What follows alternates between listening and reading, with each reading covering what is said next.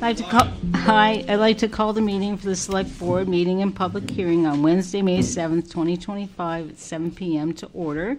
We're meeting in the Hollis Community Building. I'd like to ask Crystal Berry to come up and do a presentation, please. Good evening. My name is Crystal Berry. I'm the Assistant Chief of Hollis Fire Rescue. And tonight we would like to honor an exceptional group of professionals whose quick actions, dedication, and teamwork saved a life on January 7th, 2025. Cardiac arrest is one of the most critical and challenging situations we face in emergency care, and yet, because of the tireless efforts of this team, we are able to celebrate a success story. Obtaining a return of spontaneous circulation, or ROSC, after cardiac arrest is a monumental achievement. Only 5 to 10% of all out-of-hospital cardiac arrests survive. It takes more than just skill. It takes unwavering commitment to providing the best care under pressure, maintaining clear communication, and never losing hope. The team we are recognizing today did just that. Through their expertise, relentless effort, and teamwork, they were able to revive a patient who was in cardiac arrest. Thanks to their hard work, that patient has a second chance, a chance to return to their loved ones and continue living, a chance to be here today and shake the hands of those responders who helped save his life. We thank you for your dedication, your professionalism, and your compassion. It is because of you we can truly say we made a difference that day. Please join me in congratulating the following responders for their outstanding performance and for exemplifying the very best of what it means to be a Hollis Fire Rescue EMS provider. Firefighter Paramedic Lieutenant Cameron Young.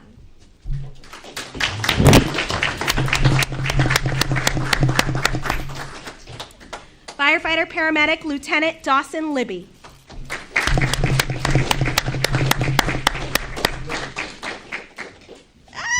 My apologies, I misspoke. It was Firefighter Paramedic Lieutenant Cameron Libby.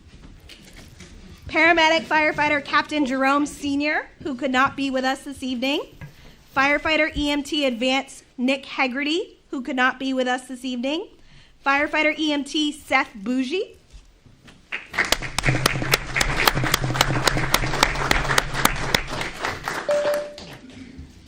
Firefighter Paramedic Deputy Chief Zach Staples.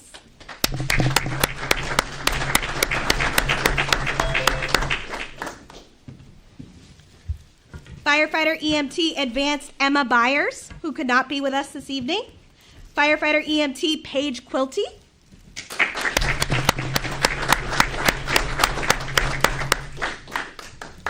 Firefighter EMT Advanced Joshua Waterhouse.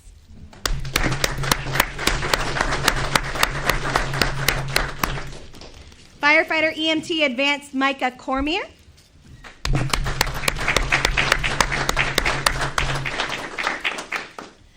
Fire Chief Advanced Chief Chris Young.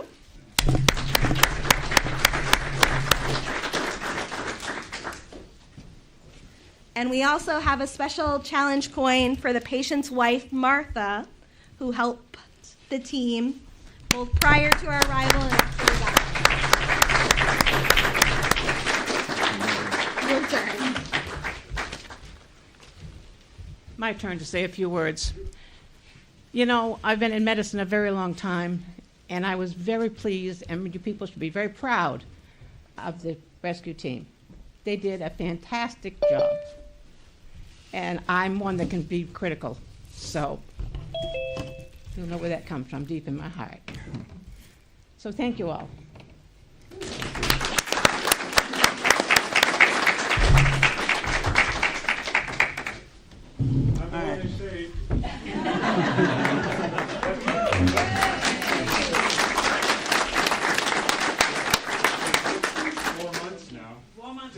To the day, so the best thing I ever did is marry a nurse and moved to Hollis 45 years ago and have this rescue team here. So whatever we can do, just let me know. We'll take care of it. Just appreciate everybody. Mary does one at a time. I go down the line.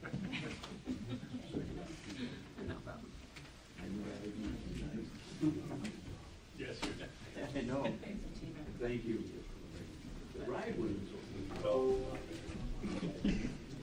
He doesn't remember the ride.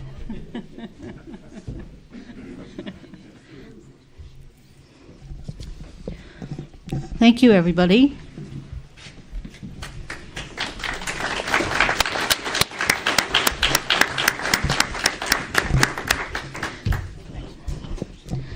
Now I'd like to invite Superintendent Clay Gleason and Business Manager Don Pooler up to the podium to present the MSAD 6 budget for fiscal year 25-26. Thank you very much. Thanks for having us here tonight. It's a much bigger crowd than we've had at some of the other meetings, so that's good. That's hard to follow. Kind of puts things in perspective about what's really important. Well, if this is important, that is definitely a lot more important. So this year we have a little different approach. We felt like we could do better providing a little more information, so we have a little longer presentation tonight. And I want to start by, I was a little late putting this handout out. There it is on the table if nobody wants to follow along. There's a couple of graphs on here, but I'll kind of walk through them. They're kind of an academic snapshot. Some folks had provided feedback that even though the budget is different, there is a relationship to obviously the performance, and so we're going to just cover a couple things tonight. The first thing is that, and I am Clay Gleason, superintendent. I was actually principal over at Hollis here for 10 years, and I've been in the district for 23. Had 2 kids graduate from Bonnie Eagle, and I'm very proud of that. So the first thing I'll say is, anyone who was looking at the handout, there's a chart there, and it shows pretty clearly one particular group of kids. It happens to be the 5th graders on this chart. And it shows how they were doing before the school closures. And I'm not going to call it COVID, because it wasn't COVID. It was actually the closing of school that set everyone back those years. And it shows these kids and how they left and then how they came back to school. And the bar is pretty high, close to 80% proficiency in their reading. And then school closed, and it dropped way down when they came back, and there's been a steady gain to pull back their performance. And I use that as an example because I think that's pretty typical of most of our classrooms across the district, that it was a big event that really interrupted their learning, and we've had a lot of work to try to pull them back up, because our state test scores don't show great performance. It's below the state average in a lot of measures. But when you look at the proficiency of how they're doing compared to the previous year, there is a lot of growth. So I think we're headed in the right direction. We've got to keep moving. The second chart that I have on there is math. It shows the math state scores going back. It's every grade, actually, 3rd through 10th grade for this particular year, which I think it might actually be last year, but it shows the trend that students in math are consistently kind of right below the state average. Once again, there's a drop as they get into middle school, and then they close the gap down when they get into 10th grade. This is something we've been aware of, and we've done some things to work on this. We're in year 2 of a new math program. What we were finding is kids were coming into middle school, and the 6th grade teachers were saying they were getting kids with different experiences depending on what teacher they had or what school they went to. So by putting in a consistent math program with consistent vocabulary, our hope and our goal is to limit those inconsistencies, so everybody's coming into middle school with the same experiences, so they're not starting out behind, so that they can start closing that achievement gap down sooner. So we're only in year 2. We don't have a lot of data, but it takes a couple of years for that to take effect. But hopefully we'll be reporting back at the end of this year that we've seen a little bit more improvement. One highlight I want to show is our graduation rate. Last year, the class of 24 had a graduation rate of 87.8%, which was higher than the state average. The first time in a number of years that Bonnie Eagle has been above the state average. Something that we were very proud of. There's a lot of reasons for that. Some of them are some of the programming that the tax dollars pay for. We have integrated credit options. Our alternative education programs are really strong. So we're keeping more kids in school, being more creative in how we educate them and how they earn their credits. We have intervention programs. We have an IEP transition program, and then after-school recovery credit are just some of the things that help contribute to that graduation rate. So we hope to see that continue. And then the back page is all about science, and this is an area that we have known for the last few years we struggled in, and I'm here to sort of paint a picture of we spend a lot of time in reading and math in the elementary school, and they don't get a lot of time in science. So it's not surprising that the 5th grade science scores are below state average. What you'll see, though, is that in middle school, they recover. So even though they're below their achievement level, the entire state's below the achievement level, but Bonnie Eagle matches the state in middle school. Then there's a little more of a drop-off in the high school scores.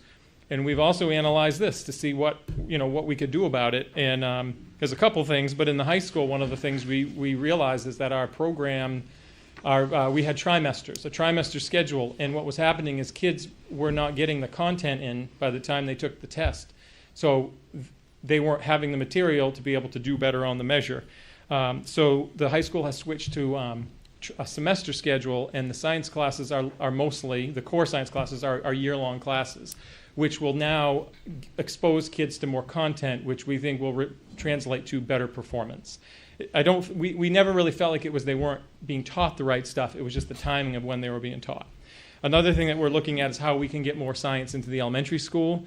It's a challenge because there's only so much time in the day, but we have some ideas on how we might change that. So I thought we'd introduce this program with that just to show. I know there's been some, there's a lot of focus on the scores, and I understand that, but I just want people in the public to know we're not ignoring it, and we are trying to work hard to affect change, but it takes time. It does take time. So now a couple other things. A little bit about staffing and enrollment. So now into the larger packet, the very first page behind the cover, there's a snapshot of our enrollment. So this shows our projected enrollment for next year, 25-26, at all the elementary schools around the district. And then the middle graph shows the Bonnie Eagle Middle School current year and next year projection for enrollment. And then the last chart down there shows the high school. And of note, because people ask about enrollment, how's it going? What's happening to our numbers? It's finally sort of caught up with us at the high school that these smaller class sizes, we used to routinely have graduating classes of closer to 300. I think anybody in the audience who went to Bonnie Eagle can probably think back, and their graduating class was definitely higher than 250, and in some cases it was over 300. I know when I started in 2002, there were probably 1,400 kids in the high school. So we dropped below 1,000 for the first time in anyone that I've run into can remember. The good news is that we don't expect that to continue to go down. When you look at the long-term enrollment, the classes level out at about 240-ish kids pretty consistently after that large, it will be the senior class next year is 279, but behind them there's sort of an average of high 230s, 240s. So that's where we expect our enrollment to level out. Right now, we're at 3,296 kids in the district. And that's about what we anticipate for the next few years to stay pretty steady. I didn't introduce, she's standing behind me, but Dawn Pooler is behind me. She'll be coming to the podium, and I'll let her speak for herself. But something that Dawn and I have committed to is looking at enrollment and staffing. Because last year, one of the things we heard is, how can we have less kids, and why, are you looking at how many people you have? And it's a good question, and honestly, this is only our second time working together on the budget. So we took that feedback, and this year have dove into the enrollment and the staffing issue, and we're really taking a good look at staffing. And this budget that we're proposing, bringing you tonight, we actually reduced 6 positions. The approach that we're choosing to take is to not destabilize the district by making big cuts in one year. All of those cuts were done through retirements, resignations, non-renewals of probationary teachers. And right now, in the short term, it does not affect programming for kids. And you can see the class sizes at the elementary are still very moderate. And I'll just point out Hollis. You can see just an example of some of the challenges we have on that enrollment chart. The Hollis kindergarten right now, I didn't check it this week, but the last time, I think it was 2 weeks ago, there were only 28 kids enrolled in kindergarten in Hollis. And in all the years that I was principal there, that happened one other time. there usually is pretty steadily 40 to 50 kids in kindergarten. So we aren't going to run a class of 3 classes with 9 kids. If that holds, the principal is already making plans to make that 2 classes, and that position would not be filled.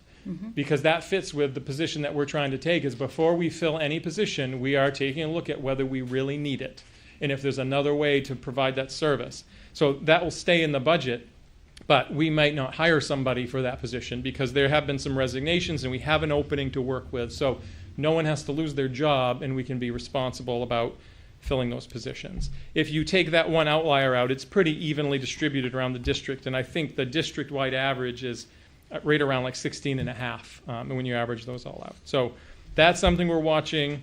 The middle school feels pretty appropriately staffed. In the high school, at the bottom, I made a note that the departmental average, in the math department or English department is about 15 to 18 kids. And of course, you're going to have smaller numbers in some classes and larger in others. But what we're trying to do is not run a class with 7 kids or 6 kids in it, because it's not efficient.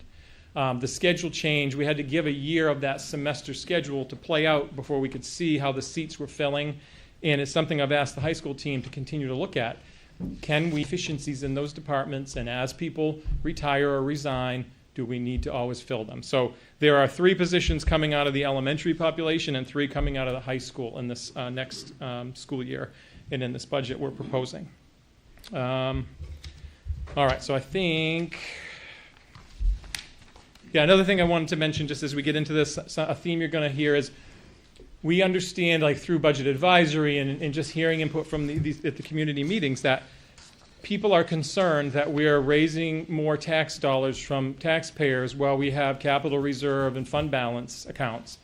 And Dawn and I are looking at that, and we hear that. So we have taken some action to try to do some things with those funds so we're not asking for more money from taxpayers. One example is we have $671,000 coming out of our facilities capital reserve. So that's money that was already raised, designated for facilities, wasn't spent in past budgets. We're allowed to keep that in the capital reserve account for emergencies or big projects. So we're doing a number of safety projects this year out of that capital reserve account and not adding it onto the budget. And these include alarm panels, intercoms. A lot of the schools, Hollis included, the intercoms are failing. Some days they don't work, and the teachers are having to yell down the hall when it's bus time or use walkie-talkies. Some of the entrances for some of the schools aren't secure, and so some of those are getting renovations, security cameras. There's a number of safety-related things embedded in that money, and we're just taking it and we're going to get it done. Another thing that you'll see in here, and this has been something we've gotten some feedback on, is fund balance, right? So it's like a checkbook for the district, and when the budget isn't spent down, money goes into the fund balance. That can accumulate. And each year we have to make a decision of what to do with that. Do we pay down the taxpayer burden with it? How much do we maintain? And it's an art. It's for sure an art, because there's a point where you have too much fund balance, but there's also a point where you can be left short. And in a school district, we do not want to be left short. But we recognize that Dawn will, I think, cover a slide of this, but in the last few years, the fund balance has crept up. And it's gotten above $10 million, which is a lot of money, right? So we are using a large chunk of that fund balance this year to offset any tax increase to the taxpayers, and we're making a commitment to keep looking at that and trying to wean off the fund balance so we're not as dependent on it, and try to find a sort of the level point of that fund balance, which should be, I think like 5 to 9% of our budget. So that's something we're committed to too. So again, using money that's already been raised before we ask for more, because that feels more responsible. So tonight, Dawn is going to go through the articles as they're presented at the budget meeting and as they're voted on by the community. And one of the things we heard from people is that we don't know what's in these articles. Like, how do we know what we're voting on? So each slide explains what are the major things in those articles and what are the drivers of the increase or not increase. In some cases, there's reductions. And another theme you're going to see, and Dawn will say it a number of times, is that for the second year in a row, we had a health insurance increase of 12%. And we are 80% people. We have 700 employees, and an increase of 12% on 700 employees is at least $1 million. So we've had $2 million over the last 2 years added onto the bottom line of the budget just for benefits. So when people say, like, why is it going up? That is one of the biggest reasons we have added substantially to our budget in the last 2 years. Another thing some people have asked, so I'll save you the trouble, we are going to look at other options. It's complicated because we are dealing with collective bargaining units, but there is a process that we can look to see what our other options might be. I do know this is a problem with schools across the state, probably municipalities too. Some districts were hit with 14% increases, so 12 sounded better when I talked to that person, but still not good. So at this point, I'm going to turn it over to Dawn, and she's going to take us through the articles. Thank you. Thank you for having us here tonight. On page 3 and 4 of the packet that we provided, it just kind of gives a budget year-over-year history, what the increases were, the total dollar amounts, and the percentages. Page 3 shows our local general fund, and page 4 shows our food service fund. Our food service fund and our adult ed fund. Page 5 gives a summary of the FY26 proposed budget. It gives the local budget by article, and you can see there's a 3.93% increase. Our adult ed has a 0.67% decrease, and the nutrition services is an 11.23% increase, which is an overall average of 4.17%.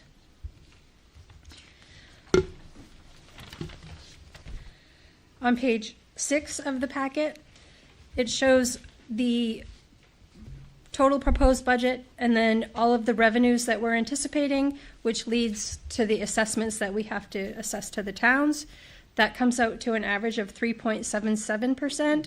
And as you can see right below in that bottom chart is the percentages per town. And I just want to be clear that we don't decide how much the towns pay. This comes directly from our ED 279 report that we get from the state, and they base it off valuation, and they tell us how much each town pays.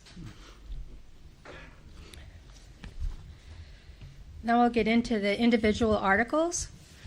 On page 7, Article 1 is what we call regular instruction, and this includes our programs from pre-K through grade 12. It's our alternative or at-risk education programs, our English language learners, and our gifted and talented programs. In this article, we were able to keep it almost flat, a 0.67% increase. The major drivers in that were the salaries and benefits.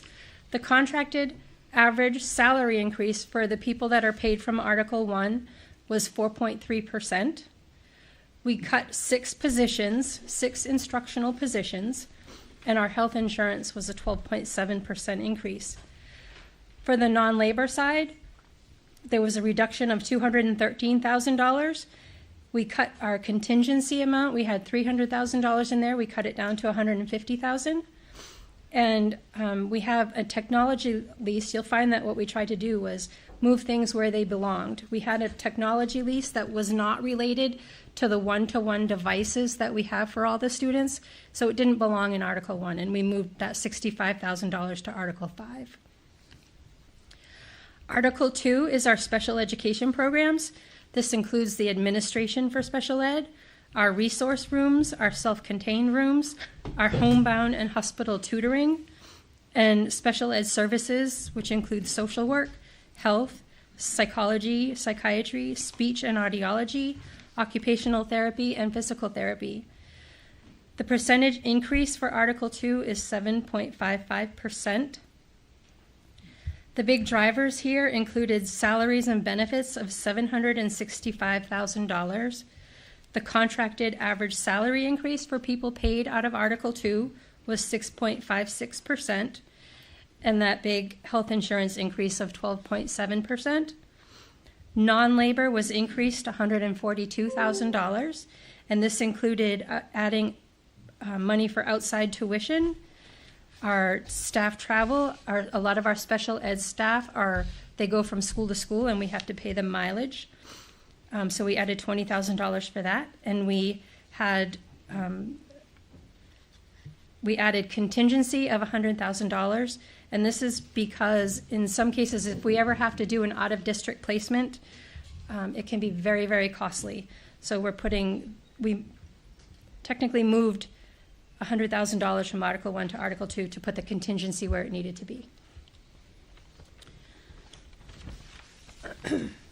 On page 8, Article 3, we don't have any anticipated expenses that are going to happen here. This is for career and technical education. But in case we are ever billed by one of our schools that the students go to for career or technical education, if we get a bill, we want to have money there to be able to pay it. The funds actually come, the state figures out how much money that these schools get, and where it used to come to the individual districts and then we would pay the career and technical schools, now the funding is so that it goes directly to them based on the enrollments. Article 4 is other instruction, and this is for our co-curricular activities like student government, band, choir, clubs, honor societies, our extracurricular activities, which is athletics, and our non-special ed summer school. Here you can see the difference is a 3.98% decrease. Our salaries and benefits were decreased $105,758. The contracted average salary increase for the employees that are paid in Article 4 is 3.21%, and we were able to clean up our stipend positions to align with actual expenses. So we looked at what we were actually paying for the stipends, looked at our contracts, and determined that we had too much money in that article, so we reduced it $110,000. The non-labor was an increase of $57,000, and that was due to game officials, $18,000, supplies of $25,000, and transportation costs for $20,000. Article 5 is student and staff support, and that's things like social work, guidance, health, library, curriculum, and instructional technology. Here we have an increase of 10.15%. The drivers here were salaries and benefits, $288,619. The contracted average salary increase was 6.89% for the folks that were paid from Article 5, and that health insurance increase of 12.7%. We had a non-labor increase of $261,834, and this included a lot of items that had been unfunded in the past and were paid. Our technology department, our technology director was great at finding money to pay for these things, but it's just getting harder and harder to do that, and we needed to look at what our actual real expenses were and put them in our budget. So this included things like cyber insurance, $15,000, our firewall hardware and endpoint protection of $60,000, increased software repair and maintenance of $95,000, the tech lease that I spoke about earlier from Article 1 of $65,000, a software renewal that we moved from Article 11 to Article 5 of $18,000, and supplies that we moved from Article 7 to Article 5 of $20,000. And that was Article 7, when we get to it, has to do with school administration, and what we found is they had a lot of their expenses that were for like their guidance offices and their libraries and their curriculum offices that really belonged here in Article 5. So we're really trying to clean everything up. Article 6 on page 9 is system administration, and this is our superintendent's office, the school board expenses, and the business office. Here we have an increase of 4.75%. The drivers here are salaries and benefits of $78,291. The contracted average salary increase for the employees that are paid in Article 6 was 5.78%, and the health insurance increase of 12.7%. There was a non-labor increase of $253, and that was, we just moved things around within Article 6. Article 7 is school administration, and that's our principals and their school offices. Here, the increase is 4.23%, and the drivers were salaries and benefits of $134,000. The contracted average salary increase was 6.14%, and that health insurance increase again of 12.7%. And here we had a non-labor reduction of $19,683, and that was those expenses I talked about that we moved to Article 5. Article 8 is transportation, and this includes our buses, our drivers, our monitors, and our mechanics. Here we have an increase of 1.01%. The salaries and benefits were a reduction of $31,577. The contracted average salary increase was 2.18%. And I want to note here that the reason this is lower than the other articles is because they had a significant increase in their salary in a past, the last time they negotiated. We also have the health insurance increase of 12.7%. And we had an unfilled mechanic position that we've had in the budget for several years that we have not been able to fill.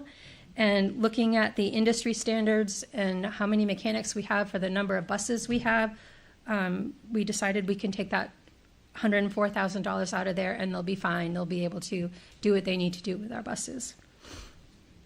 The non-labor was an increase of $80,800.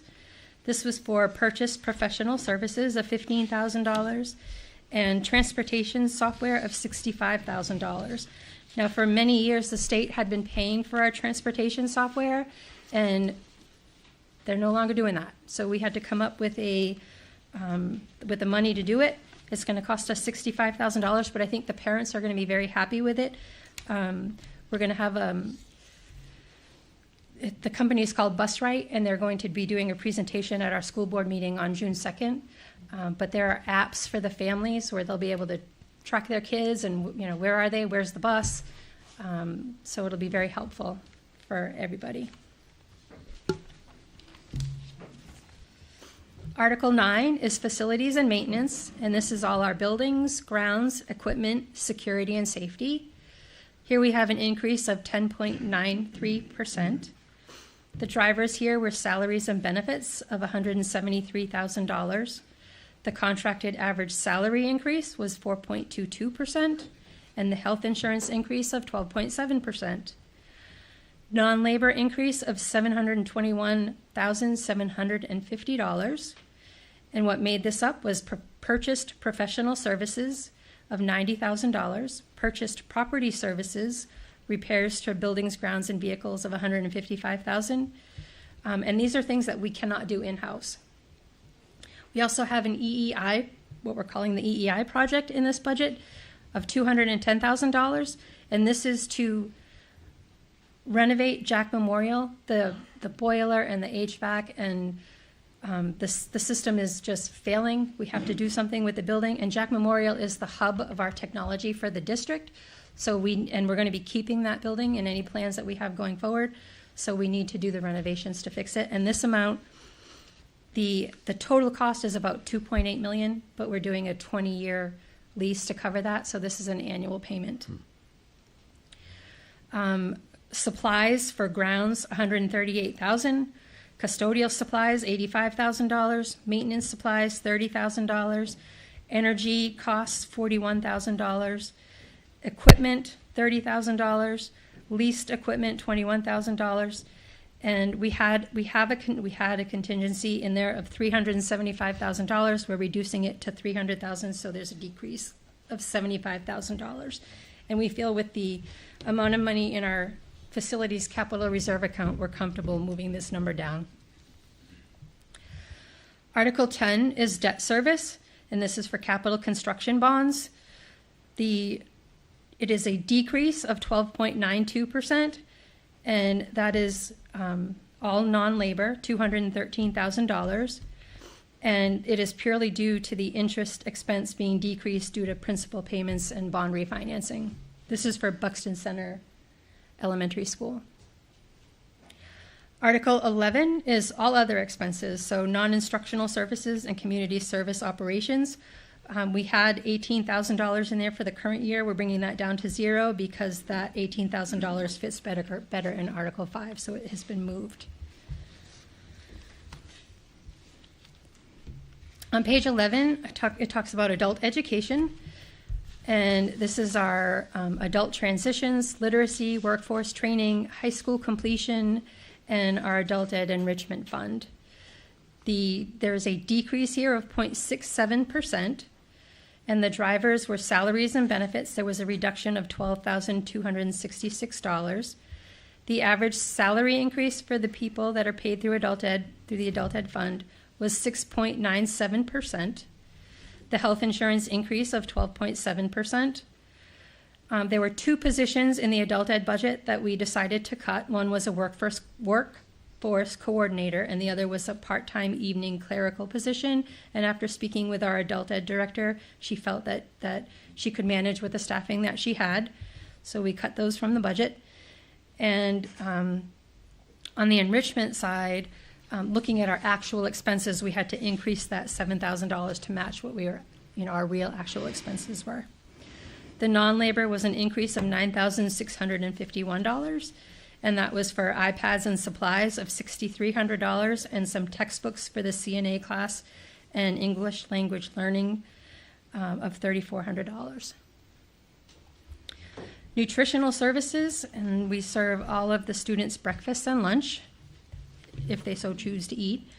The increase there is 11.23%, and the drivers are the salaries and benefits of $39,000. The contracted average salary increase in here is 3.46%, and again, we're hit with a health insurance increase of 12.7%. The non-labor was an increase of $232,100, and the major expenses there were food and non-food supplies of $226,000, and we need a new grab-and-go cooler for $10,000. And that brings me to page 12, where I'll let Clay take back over, and he can talk about our unfunded needs. I'll just mention on school nutrition, there are revenues that come in, but we don't show those on this because we feel like we need to show the true cost of what what we have to pay to feed the kids. There will be some offset to that, but again, we don't build it in. But any of that money that comes in will get rolled forward into the fund balance.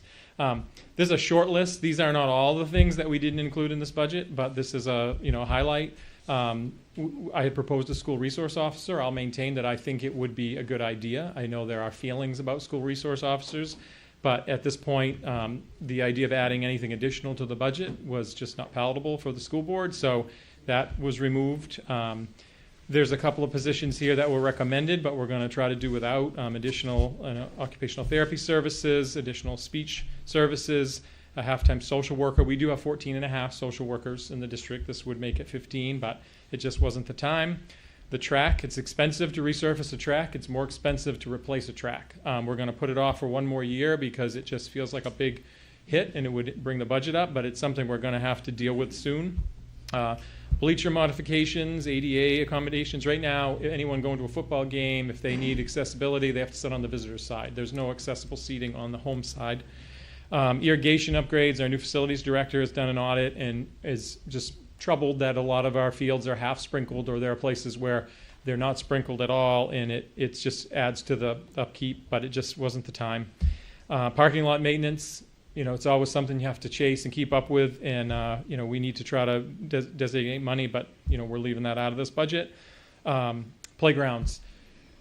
All of the schools, even including Buxton, which is going on, I think, 15 years, the playground equipment is starting to just age out, deteriorate. It sits in the sun all the time, and it's expensive to put play structures. So we're committing to taking the funds we have, making sure we have safe swing sets, we have wood chips, and having like toys and games for the kids to play with. But we don't have expensive. We're not going to be able to have playground structures. As they fail, we're going to have to remove them if they're a safety issue. We're trying to look at other funding sources through grants and things, but it's tough. It's a challenge. And then we have a lot of fields in this district, and right now we pull our maintenance people off, jobs to mow. It's not a great use of resources to have the plumber and the electrician mowing, but that's what we do. We could have a full-time groundskeeper in between plowing in the winter and mowing in the summer. We would keep them busy, but it wasn't the time. So those are our highlights. Just a couple wrapping thoughts, and I'll be happy to take some questions. As you've seen, we cut 7 positions when you include the mechanic, 6 teaching positions. We're going to commit to analyzing our staffing each year moving forward. And if we don't need it, we're going to remove it. But we're looking to not have that impact our people, right? Have those be positions that aren't filled and reduce our overall budget. I know people might have feelings about the salary, some of the salary numbers. I will tell you 3 years ago, we were hemorrhaging staff. They were leaving to go everywhere because they made more money.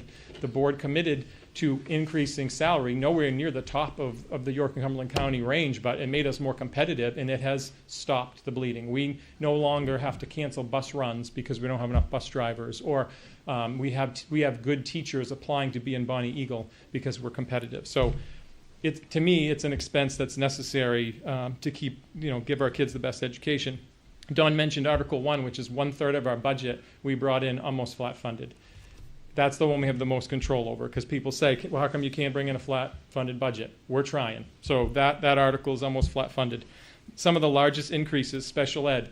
21% of our population is identified as special ed. That is well above the state average of 14. So special ed is going to be more expensive in this district than it is other places because of our population, and we have to provide services for those kids. One of the things we do is we run a program in district that are kids that often would be outplacements in other districts, and we hire 3 staff at our local rates and educate them rather than paying up to over $100,000 per kid to send them out. So even with that increase, I think it benefits the district. Facilities is another one that, last year people said, are you spending enough on facilities? We have old buildings. So, you can't win. Like we do need to spend. What we're spending is still not enough, but we had to prioritize what things we really think we need. So that was, almost an 11% increase just in that item alone. So as I said earlier, Dawn and I, in our second year of working together, we're really trying to look at reducing ongoing costs, take things that would be perpetually, keeping the budget up and remove them. Positions are one of those kinds of things, so that we're bringing that budget down to offset the increases that happen each year and other things. Food costs are another thing that hit us and raised our nutrition budget. So we're committed to trying to keep the budget low, bring it down. I don't think we'll ever be able to have it be a negative increase, but trying to keep those increases as moderate and minimally moderate as we can. I'll just add one other thing that, one of the things that frustrates me a little bit is that there's a lot of sort of chatter sometimes in the community about lack of transparency. And we're trying to be transparent, and I hope people see this tonight. And I don't mind being criticized for things that I did do and decisions that I made that are bad. But to be accused of being untransparent is very troubling to me, because we will talk to anyone who wants to come in and talk to us. We have everything posted online. Our website is complicated. We don't always even like it, but it's all there. All this budget information is there. And we're happy to sit down with anyone. I forgot to bring my business cards, but I will send a stack over, so they're in at the office. Thank you. In cgleason@bonnieeagle.org. Reach out anytime. So happy to take a few questions if anyone has any. Anyone have any questions? Clay, could you introduce, there's school board members here, right? Yeah, thank you. That was very rude of me. They took the time to come, and they've been very supportive. So we do have a couple school board members here tonight. John Sargent from Standish, and then the Hollis representatives, Kelly Heath and Dawn Marian, are here tonight. Thank you. Yay. And I do appreciate them coming, because it just shows their investment in this. And I want to say the board has been very committed to trying to keep this budget low for the community. Thank you.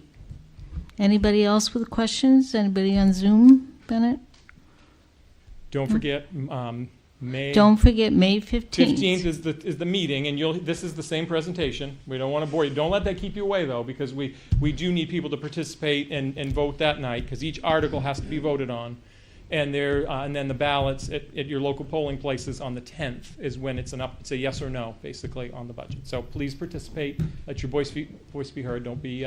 Don't assume everyone else is going to take care of the voting. So on the 15th, what time is it? 6 o'clock. 6 Yep, o'clock. 6 o'clock in the high Thanks. school gymnasium. Thank you. All right. Thank you. I'm just going to, Martha Howe, Town Clerk, Hollis resident. I just want to say thank you to Clay and Dawn and representatives. I know you put a lot of time into this budget, and my children received wonderful educations and went on, and my grandchildren are in the schools now, and Some of them are more challenging than others, but we're going to get through it. So I just want to say thank you, because I know you come under a lot of criticism, and it is appreciated. So thank you very much. And they went back multiple times to rework this budget. They did a lot of rework because of the, increases in healthcare really did us in. So thank you. We're sneaking out because we have a back-to-back meetings. We get to do this again online. So. Thank you. Thank you so much. Thank you. Thanks for coming. So I'd like to have our new town manager come up and introduce himself. He's going to be starting with us on July 1st. His name's Richard Marion. And I hope I didn't crucify that. Marion. How do you do? Thank you very much. I have some notes here because I'm not a off-the-cuff speaker, unlike the people who interviewed me for this job, who think that I made apparently a pretty good decision in how I answered. My name's Richard Morin. However, my mother and my wife are the only ones that call me Richard, and that's because I'm usually in trouble with one or the other of them. My mother's passed, but I was. Most people call me Dick. You call me anything you want. I'm really delighted to be here. I have had a 25-year exposure to municipal life. I served on the select board, chairman of a board. I'm in the budget world. I come from a finance background. My very first job was law enforcement, so I have been a municipal employee. I'm very, very familiar with how the governments work. This is exciting for the town of Hollis. I hope you'll join me in that statement. I have also been happily married for 48 years to my wife, Marie. I have 3 adult children and 3 grandchildren, believe it or not. Young guy like me, huh? Believe it or not? Anyway, I hope to meet any and all of you as I tour the town. I have driven through it, obviously, from a variety of different directions, but I will be making the rounds with a yet-to-be-determined poor soul that has to put up with me for a while and show me the nooks and crannies. But as of July 1st, I'll be there, and I welcome any of you to please come in and say hello. At some point, Bennett, I'll have an email address, and I'll have some business cards and a phone, so we'll be able to communicate. And that's one of the things that I do probably more than I should. Just a side note, I'd been doing this little part-time gig of property inspections for insurance, and my wife says, you could do twice as many if you just shut up and do them, but you talk too much because I like people. So I do welcome you because I love talking to people and learning from them and sharing what I may know, and hopefully we all work to the same result. I am truly excited and blessed to have this opportunity to join you folks in Hollis, and I thank you very much.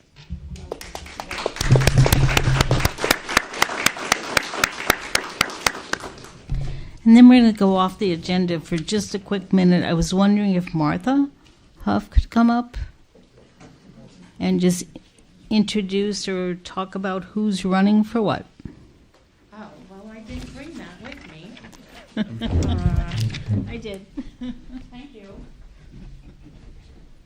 So, and before I do this, she wouldn't come because I was going to embarrass her. Krista, just come up for a minute so they can see your face. Yeah. Oh, you can't hear me? Oh, my goodness. Okay. Wow. That'll be. Oh, okay. Wow. Speak up. That's okay. I'm sure at home they're probably turning down the volume, but that's okay. I want to introduce Crystal Gaudet, who's the new, what's your title? Deputy Town Clerk. I introduce her as the new Martha. That's what I want to get people used to. So when you call to get your ballot, you can request it from Crystal. You don't have to speak to me. She's doing a great job. She's been here almost a year next week, right? May 13th, I think. Boy, that's amazing. Yeah, she's done a great job and learned a lot and really taken on, and it's so nice to come in and the work's done. I was out a couple weeks and I came in and I'm like, wow, I don't even have a pile of stuff. That was awesome. So, thank you. Did she even get on her face on the end? She's doing a good job. All right, so as you know, June 10th, 2025 is our annual town meeting. And we have the following positions available, or that are running, I should say. Tax collector, we have Heather Peralt. Select board, assessor and overseer of the poor for a 3-year term. I'm going to butcher this. Michael Hanwa? I'll do it. Greg McPherson, or maybe if you guys are here, if you want to stand up. I know Michael's here, Greg's here, so you can put a name with the faces. For the 2-year select board, assessor and overseer of the poor, we have John Regala, who's a familiar face up there, and Tom Wachowski's here. And then we have a 1-year term. We have, I'm going to butcher this name too, and I apologize, Alus Provost. And Daniel Yeromian is here. I saw him. So that Hey, you stand Dan. up. And I thank you guys for your interest in running. I really appreciate that. And while I'm up here, are you going to go right into the public hearing? You can go right Okay. ahead. So I just want to Because say I know you that- have one more thing. Yeah, I know. I always have one more thing. I just want to say to you that your ballots are going to look a little different this year. We've gone with a consolidated ballot. The ballot company and the state election office has been after me since 2016 to try to streamline our ballots a little bit. So what your ballot's going to say is the question. So for example, Article 3, it's going to say, shall the town vote to raise and appropriate $1,816,720 for general government operations, ? And you're going to have a yes and a no. So you're going to want your warrants so that you will have them in every booth. We will have them available on voting day. We'll have them at town hall.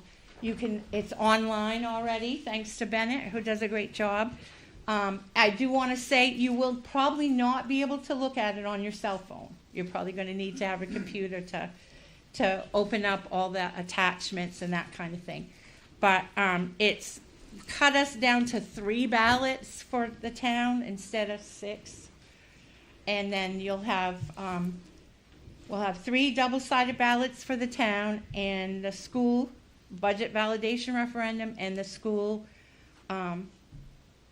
director at large election. So you're still going to have 5 ballots, but that's better than 7 or 8 from anybody that's worked the elections and feed those ballots into the machine. We are going to be voting at the church again, at Hollis Center Church at 388 Hollis Road. So we will do that. Absentee voting will still take place right here at Town Hall. You can request your ballots. You can call in for them or come in person. It's not a state election, so you can't request them online this time. Those are the only 2 ways, calling or coming in person. And their ballots are not here yet. They still made changes today to the warrant, so we'll get them in as soon as we can. So I just wanted to explain that you're going to want to do your research before you come. There's a lot of ordinances, which you'll get a chance to comment on and see tonight. But where it was a smaller election, we thought it'd be a good way to introduce it versus, when we have 3,000 voters, we'll probably have considerable less this time. So thank you. Thank you. So before we do the suspend the meeting and open the public hearing, we do need to make a motion to accept the warrant as written with amendments to Article 9, which is the library.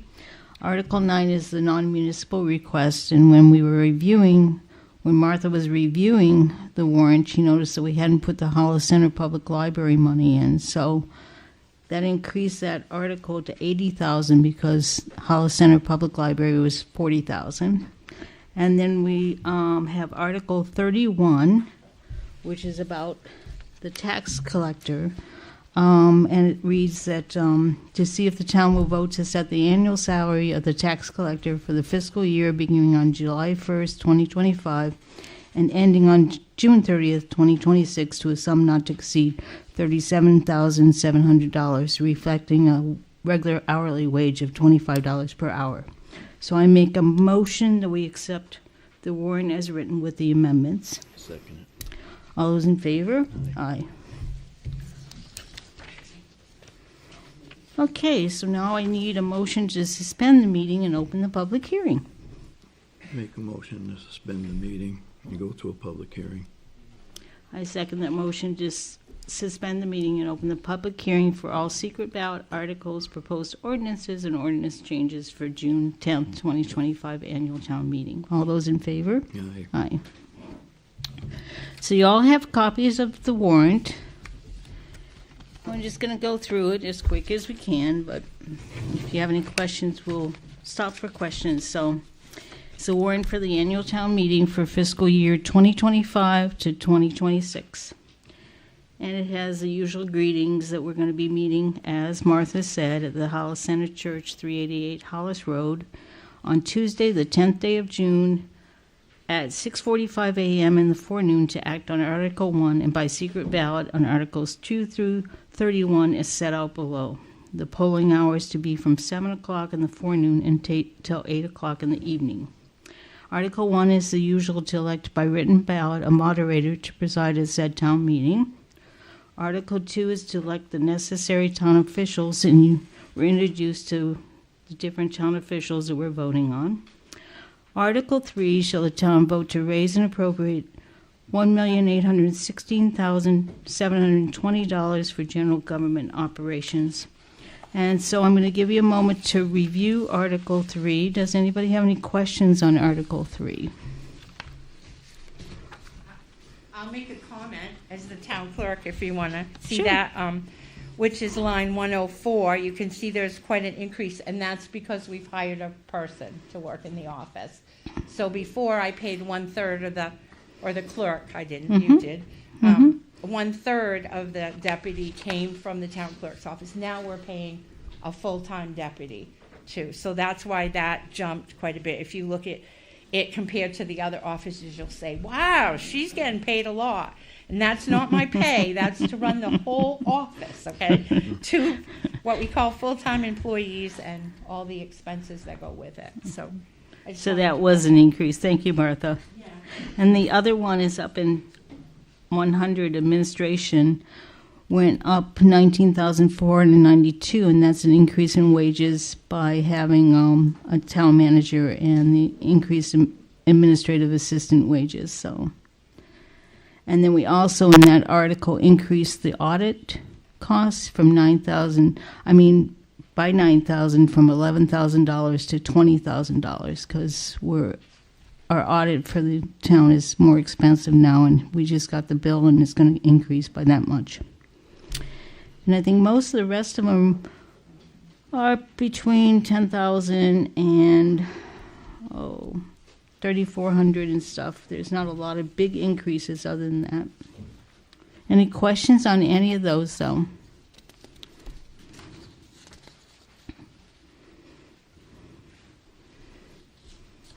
Can you explain the code enforcement office for $123,533? Yeah, it was an increase of $5,938. It was increased wages, increased dues and member benefits, $2,800. The code officer does work 34 hours, as opposed to the rest of the staff that works 29,000. And we had some increased equipment costs in there. Does that answer your question? Yeah, they need to go to the line.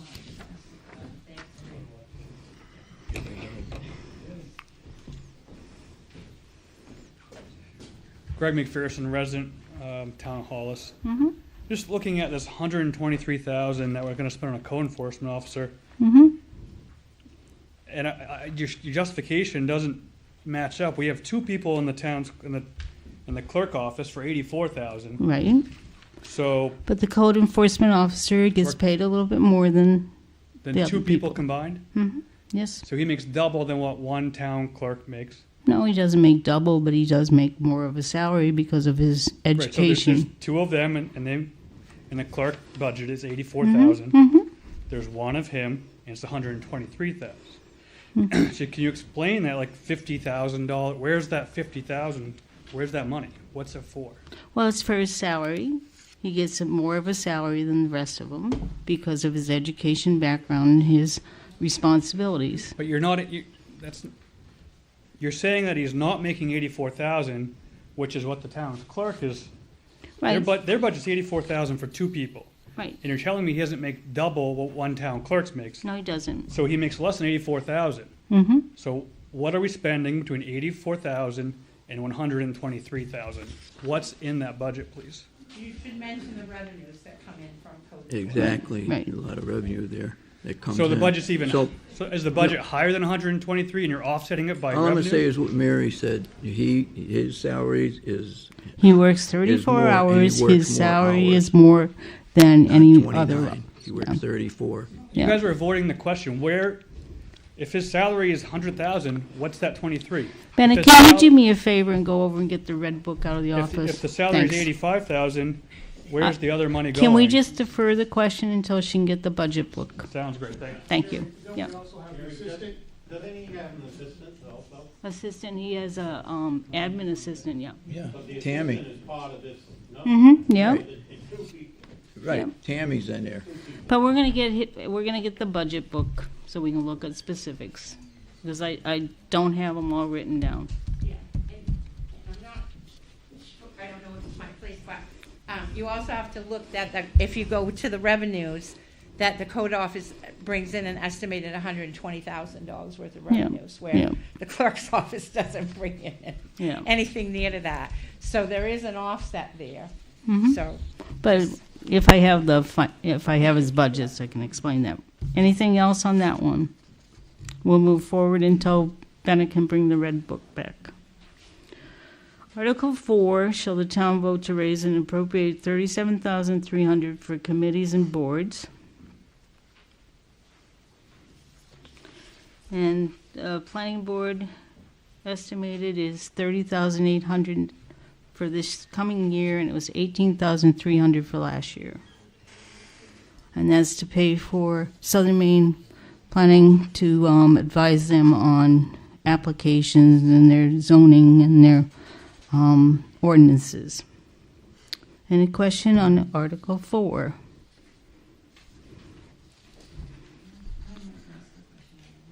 Pardon?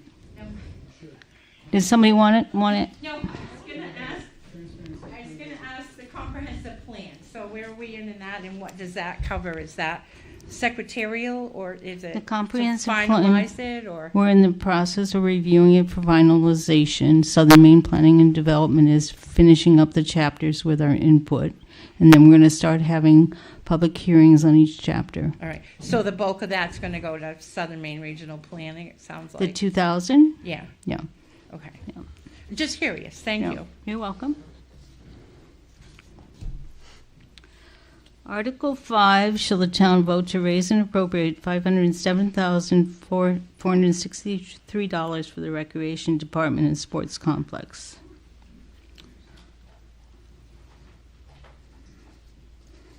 And a lot of that increase was in their wages, because then they've expanded the number of people they take care of in before and after care, and they're going to be increasing the numbers for summer rec. So most of that was in wages. They also got their bus, and they have a bus expense that's new form of $6,000. And they had an increase in summer rec transportation of $1,282. And like I said, all their other programs have increased prices because they're expanding the program to include more kids in their programs. And we also have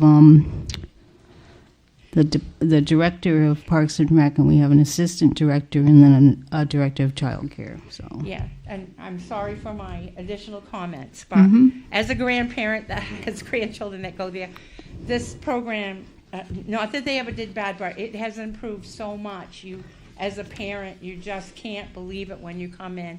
The kids are engaged, you've got, people are able to work like me, after care, before care, and it does make a big difference, and I know it's an expense, but when it comes to the children, I think it's a worthwhile investment, so I'll say that as a resident taxpayer, how's that? thank you.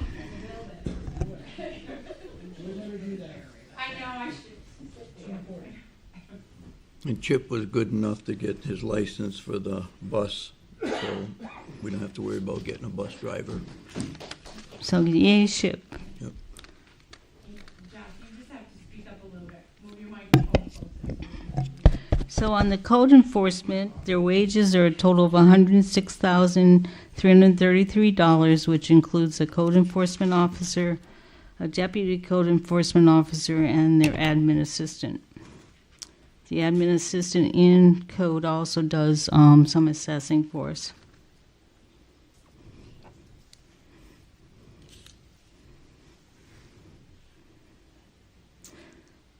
They have $3,000 for mileage because he does drive all over town. They have $3,000 for dues and member fees because he has to remain certified in everything. And we have $1,500 for outside services because sometimes we have to have our town engineer inspect things that we don't get paid for. Any other questions on that?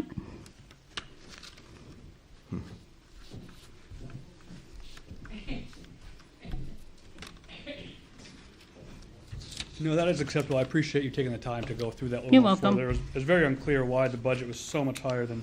Well, the Most code anything else in enforcement there. officer makes $39.63 an hour, and he works 34 hours.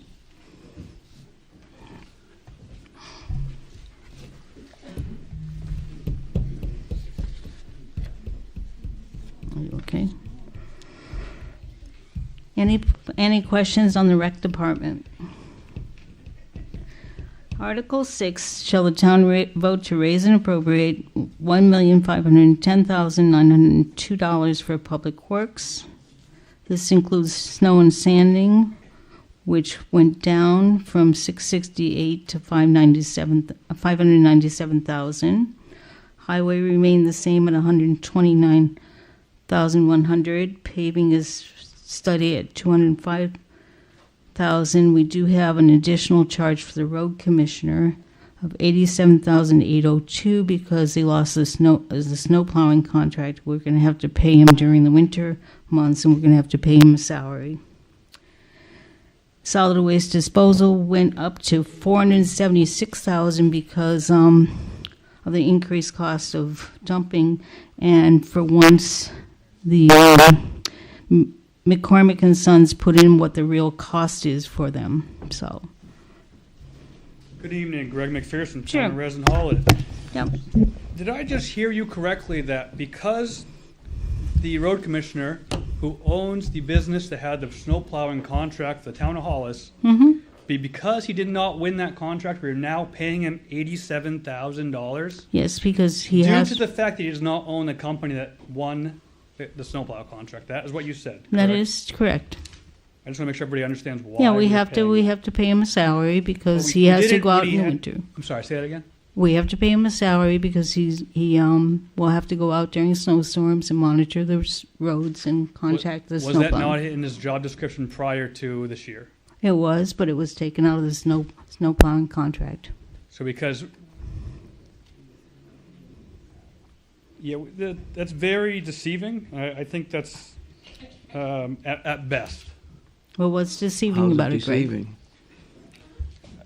I'm sure you can look at everybody's face in this room and look how everybody feels about since the person lost the contract with the town, we now have to pay him $87,802. No disrespect to our road commissioner, he does a great job. But the fact that he lost a low bid contract, it was a sealed bid, low bid contract. Right. And because he lost, now the town is on the hook for $87,802. He's going to go out during storms and talk to the person that's doing the plowing and the sanding. He's going to get Can you paid please for. describe how his job description has changed when the budget number was 0 to when the budget number is $87,802? Please describe how his job description has changed from 2425 to 2526. Because he was being paid out of the snow contract. But his job description did not change, correct? Well, it's gonna change a little bit because there's gonna be more demand on him, okay? He's gonna have to really be attentive to this winter with the new contract company. I'm I pretty sure other understand people that, can I come- hear what you're saying, but remember, he was taking it out of the contract. So he was bidding incorrectly every other year? No, Was he inflating his price every year by $87,000? Is that road commissioner gonna be seasonal? no, he's going to be all year long. Year and he- long. Yeah.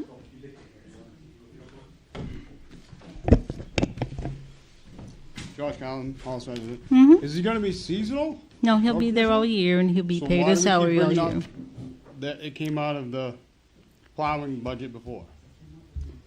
Because when he sent in bills, he would include his. That's irrelevant though. Yeah. Going forward, we're paying for road commissioner, Mm-hmm. so what's he gonna do in the summer? He's going to be responsible for any of the highway issues that we have in the summer. So who did it before? Pardon? Who did it before? He did it under his contract. It's not making sense. If it came out of the snow plowing contract, Right, but you need a full-time year-round road commissioner, right. which is what we're now paying for, Mm-hmm. it's this, Well, he received benefits. I don't And see the took- benefits. He received benefits for the years that he worked for us. Okay, it doesn't make sense. What would make- The numbers don't add up, and it doesn't make sense, but. Thank you. You're welcome. No, thank you. Go ahead, Rita.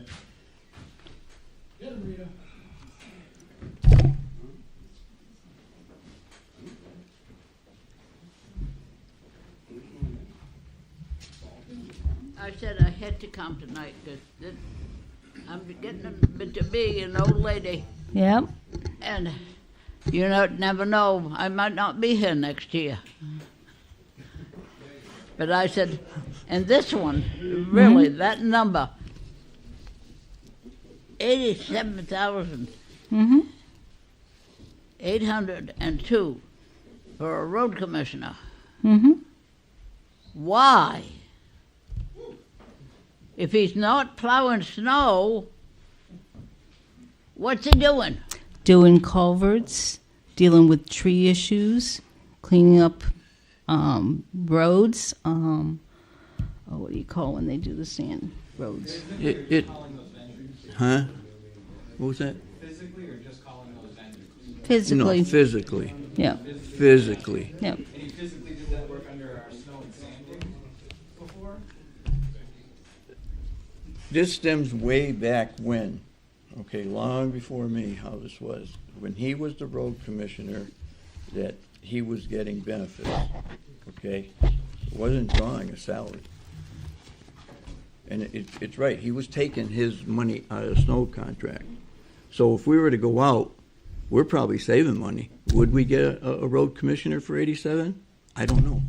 I'll do it for 50. When's the next election for that one? I'll do it for 50. It's probably next year or the year after. He's not plowing snow at all. Well, he's got one, pardon? Yeah, one Rita's done, can I make a comment, please? Sure. Oh, sure. What did you want, Rita? I say, does he plow just the town roads? Or he doesn't plow anything? He plows if plows. there's a reason to plow. He'll Right. have a plow on his truck, and if there's something he needs to move, or if he needs to move trees off the road, he does that. But he basically goes around and makes sure that the roads are in good condition and they're in good shape, and contacts people if they need to go back and replow. Well, one of the things it would be that if there was trees down and they've been cut just as the edge of the road, or somebody that's down like this, it would be awful nice if somebody would come along and and get them and take them somewhere, or because it looks you go. terrible going up and down the roads. You call the road commissioner, that's Do what I they? heard. Yep. And, but that number, that is terrible to give us a budget like that, and just for one person, $87,000, and we don't know what he's doing. No, we know what he's doing. He's taking care of the roads in the Does he town. work? Does he work 5 days a week? He's usually on call 7 days a week and responds to every single call that anybody makes to him at any time of night or day. So 87,000 is probably a big bargain. That Probably means is. that You do a search on it, you see if surroundings. you figure that you got 52 weeks a year, Mm-hmm. Yep. Yeah. That's an elected position. He has he's one more he's year. getting paid $1,688.50 for 1 week. Pardon? And he works 5 days. No, he's available 7 days a week, 24 hours a day. He's on call. He's on call, Rita. So where was it hidden before? I was on the budget committee, but we never had any numbers like that. No, because he was taking his insurance, which, what's that up to now, Bennett? He didn't have insurance then? No, he had insurance, but it wasn't on this budget because the insurance is reflected on a different part of the budget. So was that part of that cost? Is his insurance? Rita, it's an elected position. He's got one more year. We've been looking at this carefully, okay? Looking at snow removal, infrastructure care, and the numbers are running very high. So we're trying to look and getting a grant, and hopefully, if we do get it, we're looking at maybe we could get a DPW. And in order to do that, if we're able to do that, we would save, with running the numbers and everything, you'd probably save around $200,000 a year.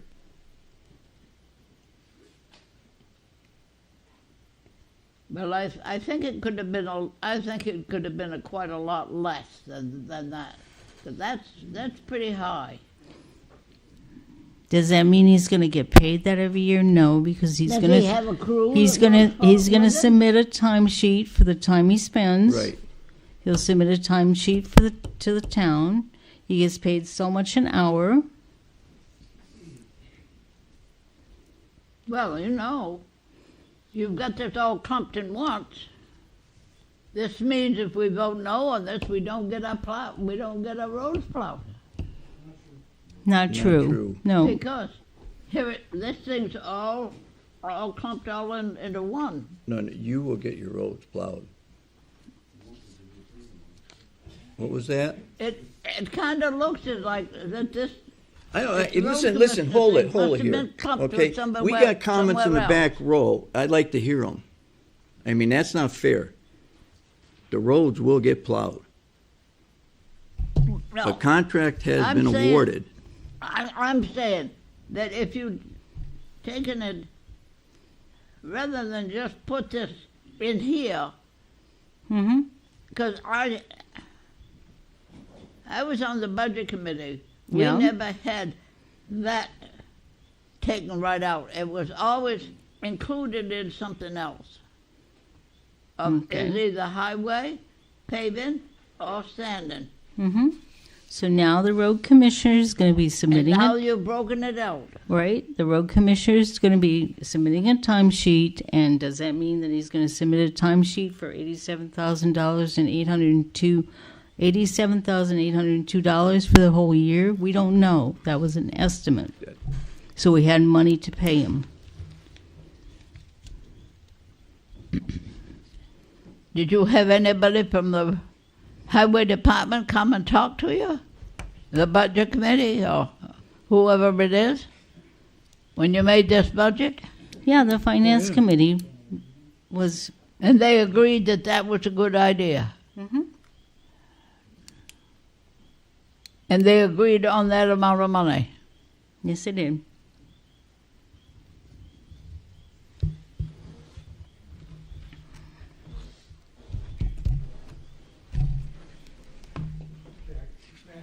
Oh, Sure. of course.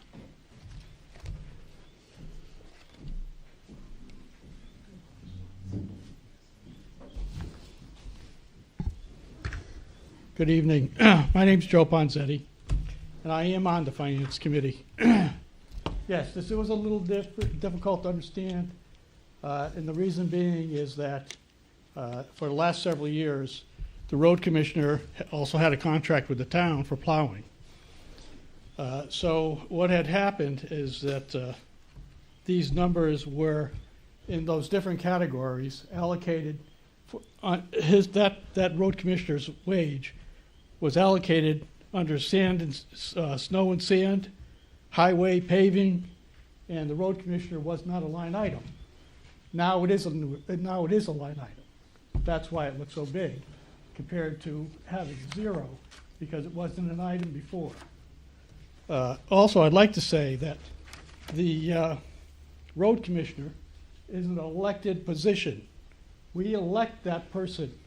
He is an official of the town, so you can't hire or fire him. You could not elect him next time, but he has been elected and he'll serve a term. So he's not directed by the select board.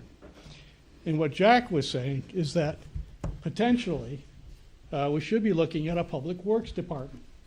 And now that we have a new town manager, Dick, I hope you will look into that.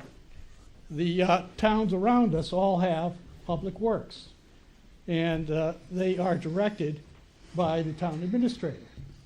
We will be in that position come June. And with that ability to save some considerable money, and Jack has looked into this, and I think that that will be the road of the future for our town. Thank you. Thank you, Joe. And I just want to clarify, because I finally found the sheet for the road commissioner. So the total appropriation is $87,802.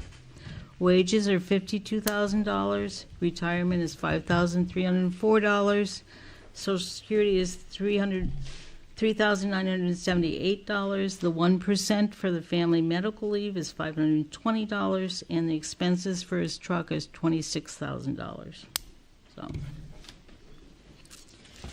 So Yes, I just please. want to confirm, Mary, that is what that total of $87,802 is? Mm-hmm. Okay. Because we have to include all those things. Thank You're welcome. Anything else on Article 6? Okay. Nick Hebert, town resident. Mm-hmm. Thank you for that explanation earlier. Were the checks cut to the company that does the plowing and sanding, or were the checks cut to the road commissioner before? The checks were cut to the plowing and sanding. It's like over so many months, we give them so much money. So what would happen to our road commissioner if we don't pay this? What do you mean, what would happen? Would he stop working? Well, we have to pay him a salary because he didn't get the Well, contract. we don't have to. It was not really in the budget. We pay before. everybody else that's elected a salary, so why wouldn't we pay everybody a salary? Because he originally agreed to his position based on a contract, Mm-hmm. not a salary. But now we've renegotiated with him and based it on a salary. And we lumped it all into this so that if we vote no, okay. Understood. Thank you If for you're your saying, answer. does the check go right to him? The check is going to go to the contractor. Right, but it wasn't in the budget. Everybody would have seen it in the budget before and said, hey, what are we doing with this? It was $87,000 last year, and now it's $87,800. Right. No big deal. Yeah. We see a decrease of about $70,000, and we see an increase of $87,000. Why did we not take the other contract? It just seems strange. But thank you for your answer. I understand it. You're welcome.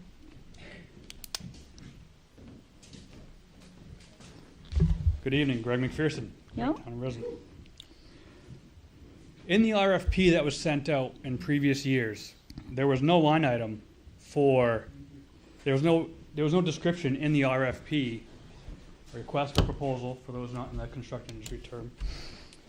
There was no line item in that bid for road commissioner. So for you to say that it was involved in that contract is a blatant, it's a very divisive lie that it was included, because it was not included in the RFPs that every other bidder bid on when they bid on the snow contract. And you keep repeatedly saying that it was in the snow contract before, but it wasn't. Every other bidder, nobody else carried money for a road commissioner in their bid. So So was now, because the one person that the town didn't want to get the bid because he didn't win, now we're paying $87,000. Thank you.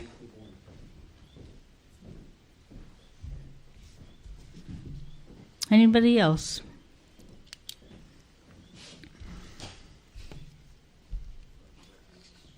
Article 7, shall the town vote to raise and appropriate $1,564,112 for emergency services provided by the Hollis Municipal Fire and Rescue Department.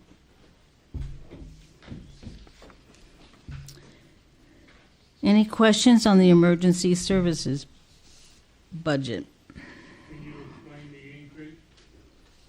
Sure. Chris, would you like to explain it?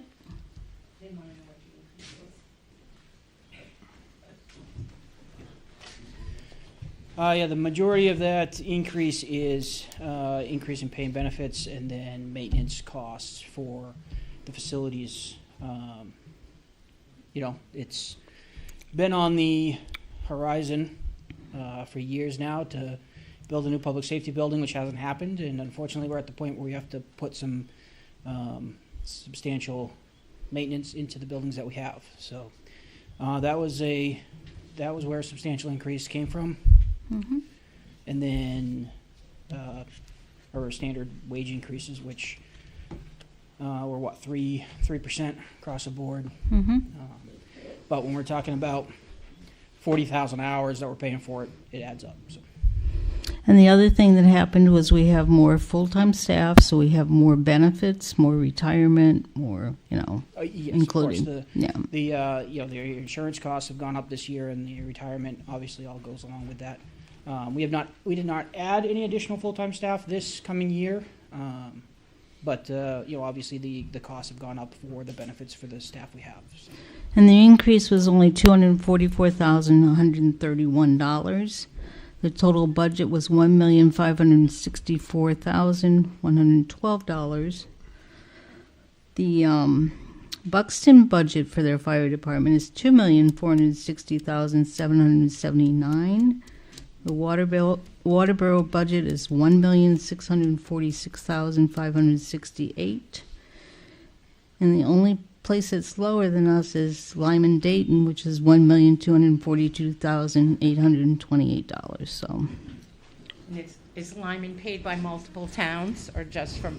Isn't it Lyman and Lyman Dayton? So there's two towns paying into that. Yep. I just want to say for this that the town voted in these increases over the years when we added employees, when we went to full-time employees, when we went to 24 hours a day, 7 days a week. So, the town taxpayers voted for this, and it's a service that we have. So I think that's important it's not just, Chris just doesn't pick a number out of the top of his hat to do the budget. So that's a little history for people. So. Yeah, they take a lot of time to do their budget. Right, Chris? Yeah, to touch on what she was mentioning is that the type of department that we have has changed significantly. When I took over, we had, we didn't have any full-time staff except for the full-time chief. We had 2 per diem staff members, 11 hours a day. Now we have a total of 8 full-time staff members. We're staffed with 3 people, 24 hours a day. Basically enough to staff 1.5 ambulances. Because that's the majority of our call volume, which is exceeding 800 calls a year now. So when I took over, we were around 400 calls a year. So our call volume has nearly doubled. So to have staff there to respond to emergencies and to do things like we recognize people today for saving lives, that's all. I've done 5 of those since being chief, and every one of them came after we had on-duty staffing 24 hours a day where people can get the ambulances and the fire trucks out the door right away. So it's a very different fire department than it was 10 years ago, 15 years ago. People aren't just responding from home to pick up a fire truck to get it out the door in 10 or 12 minutes. These trucks are rolling out the door in 2 minutes or less. and it's saving lives. So, but that's why it's been such an increase over the years. It's because we're not the same department that we were. And I think a lot of people asked us if we were way out there, and what we found when we compared budgets with other towns is we're not. Right. We're having to compete with other towns for staff. We have to keep our salaries competitive and our benefits competitive. And that's why we went with the main retirement system. Correct. When you have a big event like a storm, I mean, I know you guys have had like incredible call numbers, right? Like, Yes. I know Christmas Eve a couple years ago, you had like, I don't know, 60, 70 calls. Yeah, last year for the April winter storm that was declared a disaster, we answered 64 calls in 24 hours. So it's a lot. There's a lot of work being done. There's this past, I think it was 2 weeks ago, we answered 8 calls during a storm we had then, including a building fire, a structure fire that we went and helped put out in a neighboring town. So we're very busy. We're averaging nearly 3 calls a day at this time. This year it looks like we'll probably break that, over 900 mark. So it's just shy of 3 calls a day. Our backup ambulance runs multiple times a week versus when we first had 2 ambulances. It was going out the door maybe once every other week. Now we're going out multiple times a week to staff 2 ambulances for multiple calls at the same time. So. Very different department, very dedicated people that work for us. So it's the wages and benefits that are the biggest portion. It's 80% of the budget. But that's what we need to do to stay competitive and keep these fantastic people that work for us working for us and not seeking employment elsewhere. Chris, you also mentioned that you generate $220,000 a year for the town. Yes, we have our revenue from medical billing around this year it's getting close to $250,000. I haven't seen the end of April's numbers just yet to give me my most recent total, but it is, I think they put in the anticipated revenues, I think $220,000. Mm-hmm. But like I said, this year we're upwards of $250,000 in revenue from medical billing. That's all mostly paid by insurance companies, and I would encourage anyone to participate in the town's subscription program. So anything your insurance company doesn't pay for, or if by chance you don't have insurance, it's covered. It's written off by the town, so you don't have a self-pay portion of that bill. Open to any town residents. Also what not necessarily noted in that overall number that you see is that includes our dispatching services, which in a lot of municipalities and departments, it is a separate item for that public safety answering point services and dispatching services, and that's actually incorporated in our budget. So. Thank you, Chris. Thanks, Chris. Any other questions? Article 8, General Assistance. Shall the town vote to raise and appropriate $127,640 for general assistance, the state mandated welfare program? And that's going to have an increase of $950. Any questions on GA?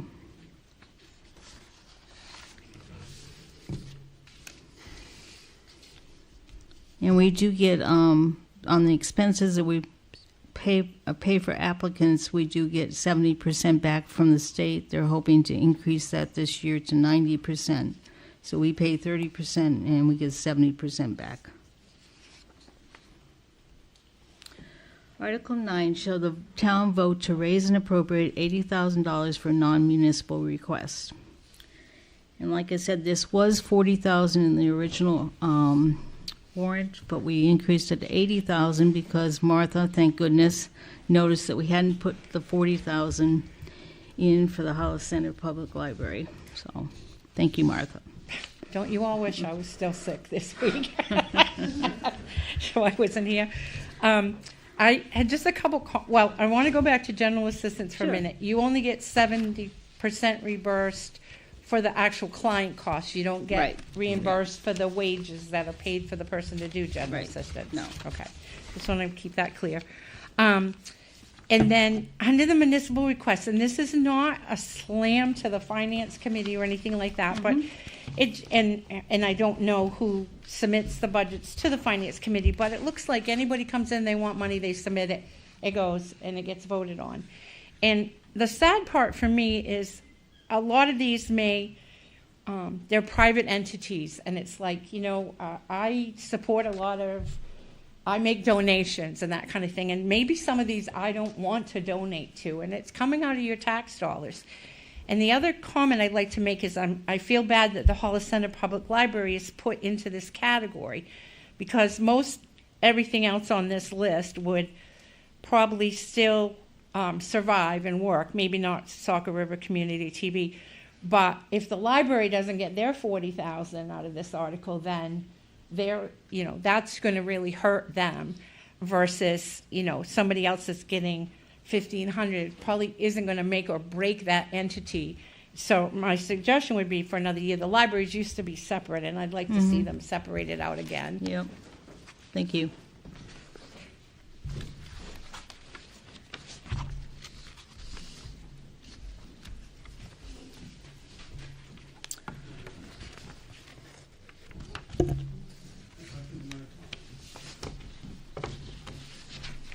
Yes. Butch Gannett, resident taxpayer, Town of Hollis. Yeah. For well over 20 years.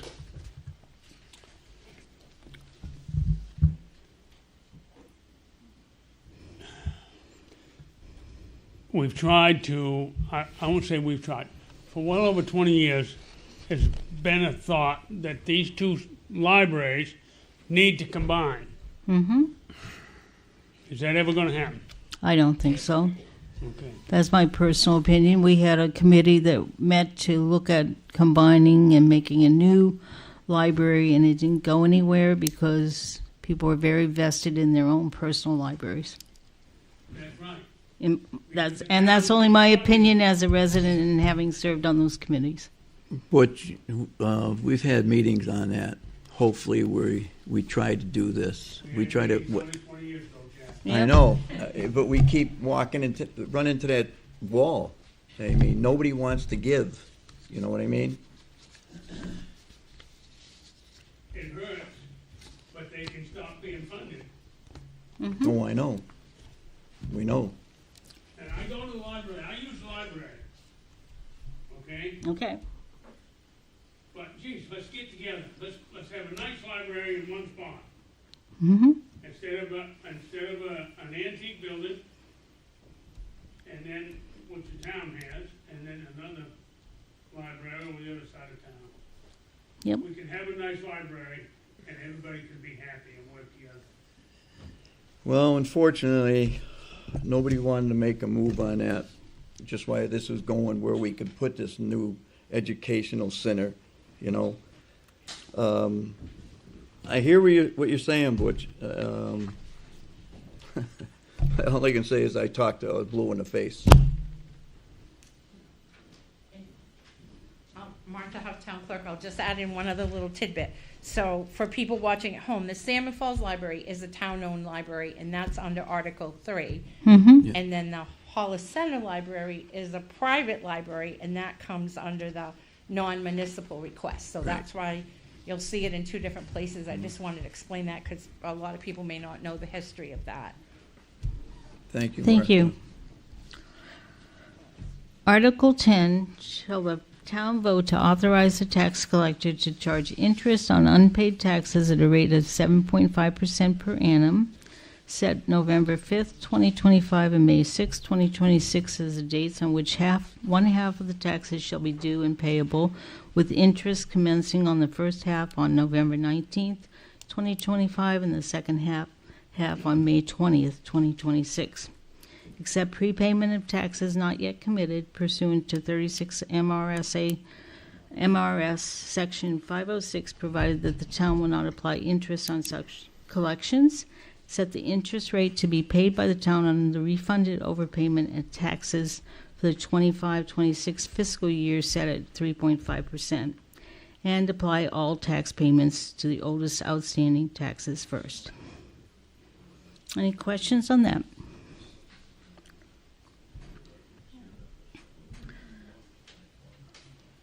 Was there a question? No. Article 11, shall the town vote to accept and apply $3,637,300 of the following non-property tax revenues to reduce the total amount authorized to be raised by taxation as detailed below. So there's a list of the different grants and fees, and code enforcement is $120,000. Parks and Rec brings in quite a bit of $255,000, but that's all applied towards the taxes so that, we can decrease your tax burden. Any questions on that? Article 12, shall the town vote to raise and appropriate $75,000 for the building of pickleball courts at the sports complex?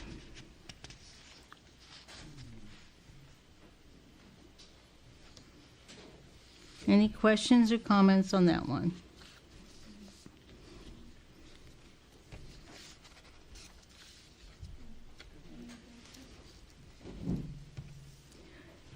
As you know, that yeah.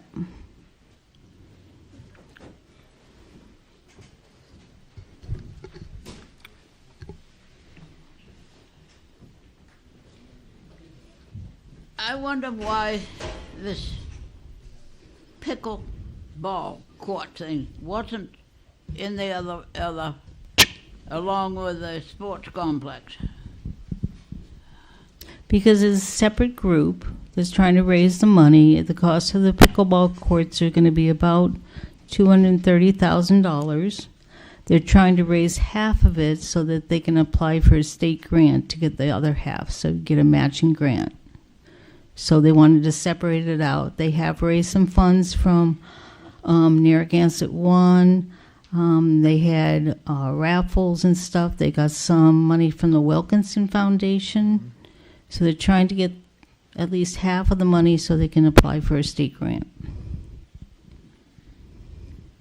Well, I think that to put this out separate and I don't think that they need a pickleball court. Well, that's why you get to vote whichever way you want to vote. It's up to the voters.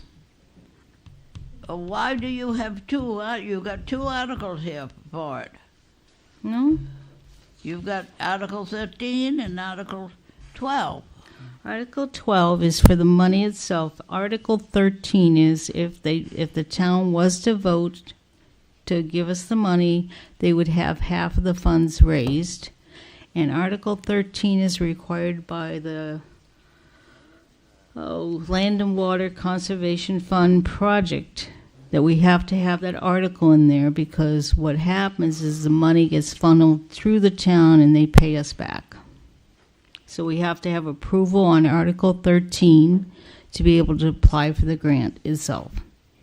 Who's going to apply for the grant? The town or no, the the pickleball. Or the committee? The committee. So it's quite an extensive grant process. It's about 50 pages. They've already got it done. So if we do get the funds, then they'll be able to submit it. It has to be submitted by the end of June, and then I think they award it in September. Have they got room up there on the complex to They put do. it up there? Yep. Or have they got Yep. to... They have room. They want to build 4 handicapped accessible pickleball courts so that they can be competitive in the state and run tournaments for people that are handicapped, because they're a bigger size court. It'd be the first in the state. I don't think the town needs it. But that's my opinion. Well, thank you, Miss Rita.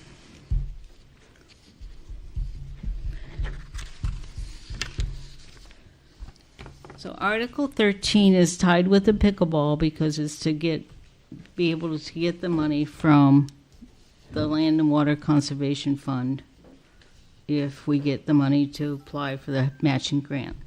Shall the town vote to authorize the select board to apply on behalf of the Hollis Sports Complex Committee for federal financing assistance under provisions of the Land and Water Conservation Fund Act, Public Law 88-478, for the building of the pickleball courts of Hollis Pickleball, and further authorize select board to enter into the Land and Water Conservation Fund project agreement with the state subsequent to federal approval of the project.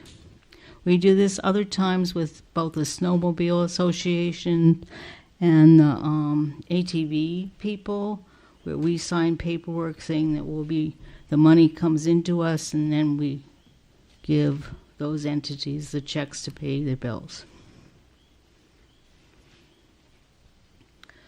Article 14 is an article that we have to put in every year because we are accepting federal grants. So it's, shall the town vote to authorize the select board on behalf of the town to apply for and accept grants, donations, gifts, devises, or however you say that word, or bequests from any individual organization or government body for municipal purposes, including when necessary, the authority to sign such funds, sign grants, contracts, documents, or other paperwork and accept the conditions that accompany such funds, and to appropriate and expend grant funds for authorized purposes as the select board deems in the best interest of the town. So this article was in last year. You did vote it in. We needed it in this year because we are still in the process of paying for the new municipal building, of which there was a $2 million grant from the federal government. And the way that works is we spend all the rest of the money, and then when we get to the last $2 million, we get grant money. So it's like we send them bills, and then they send us money. So we really need a yes vote on that.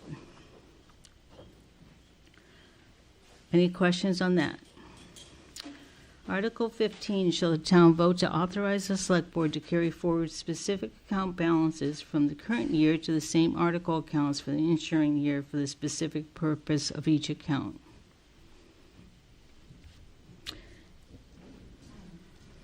Article 15, do we have a list of the carry forwards from last year? What ones have been approved?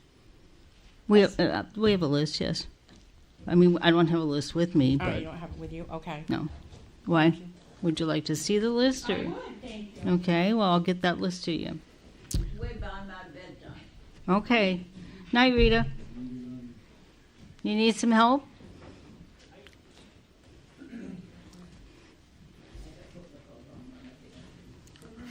Article 16, shall the town vote to appropriate funds received from the registration of snowmobiles to the Hollis Snowmobile Club for the purpose of maintaining Hollis's snowmobile trails.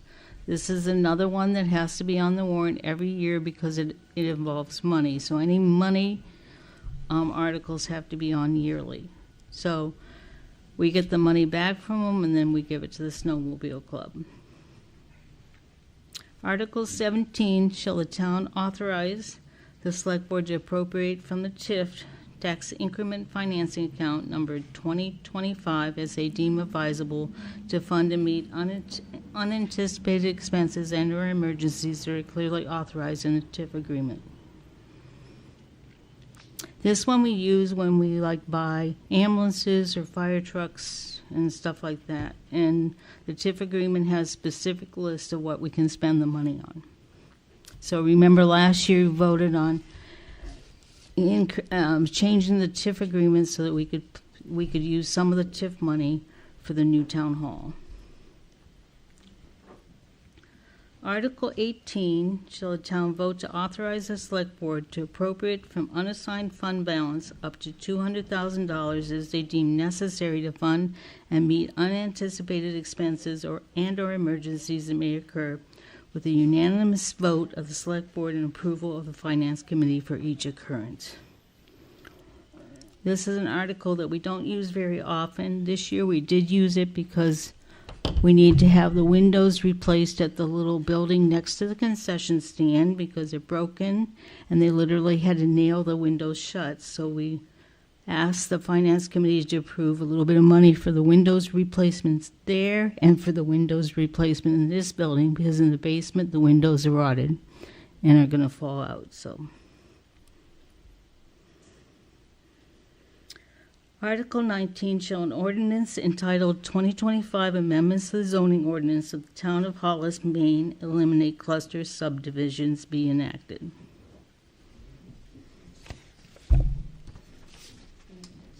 Mark Huff, Hollis Town Clerk. Mhm. And I'm sorry, I don't know the answer to this. How many times have we voted on this article? On what article? This one, about eliminating cluster subdivisions. If I remember correctly, it was on the ordinance, on the warrant one time as a straw poll, and I Right. told you too that it wasn't legal to do that. It wouldn't carry any weight. So then we voted on it again. and No, that we would have be- never voted on it again. We voted on the straw poll. It was passed by a majority, and our legal department advised the planning board to take it out of their ordinance, but they didn't.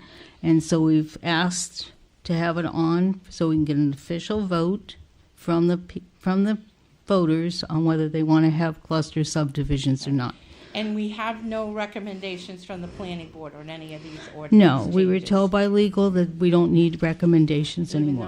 though in our history, we've done that. Right, but- Forever, we've always Right. had, it's always gone through the planning board. So how it looks to me We were told by is legal you're that we. skirting right around the planning No, board because what you want to do legal something. told us was the only ones we make recommendations are financial ones. Yes, this year you've changed it, or previous years you've had recommendations. But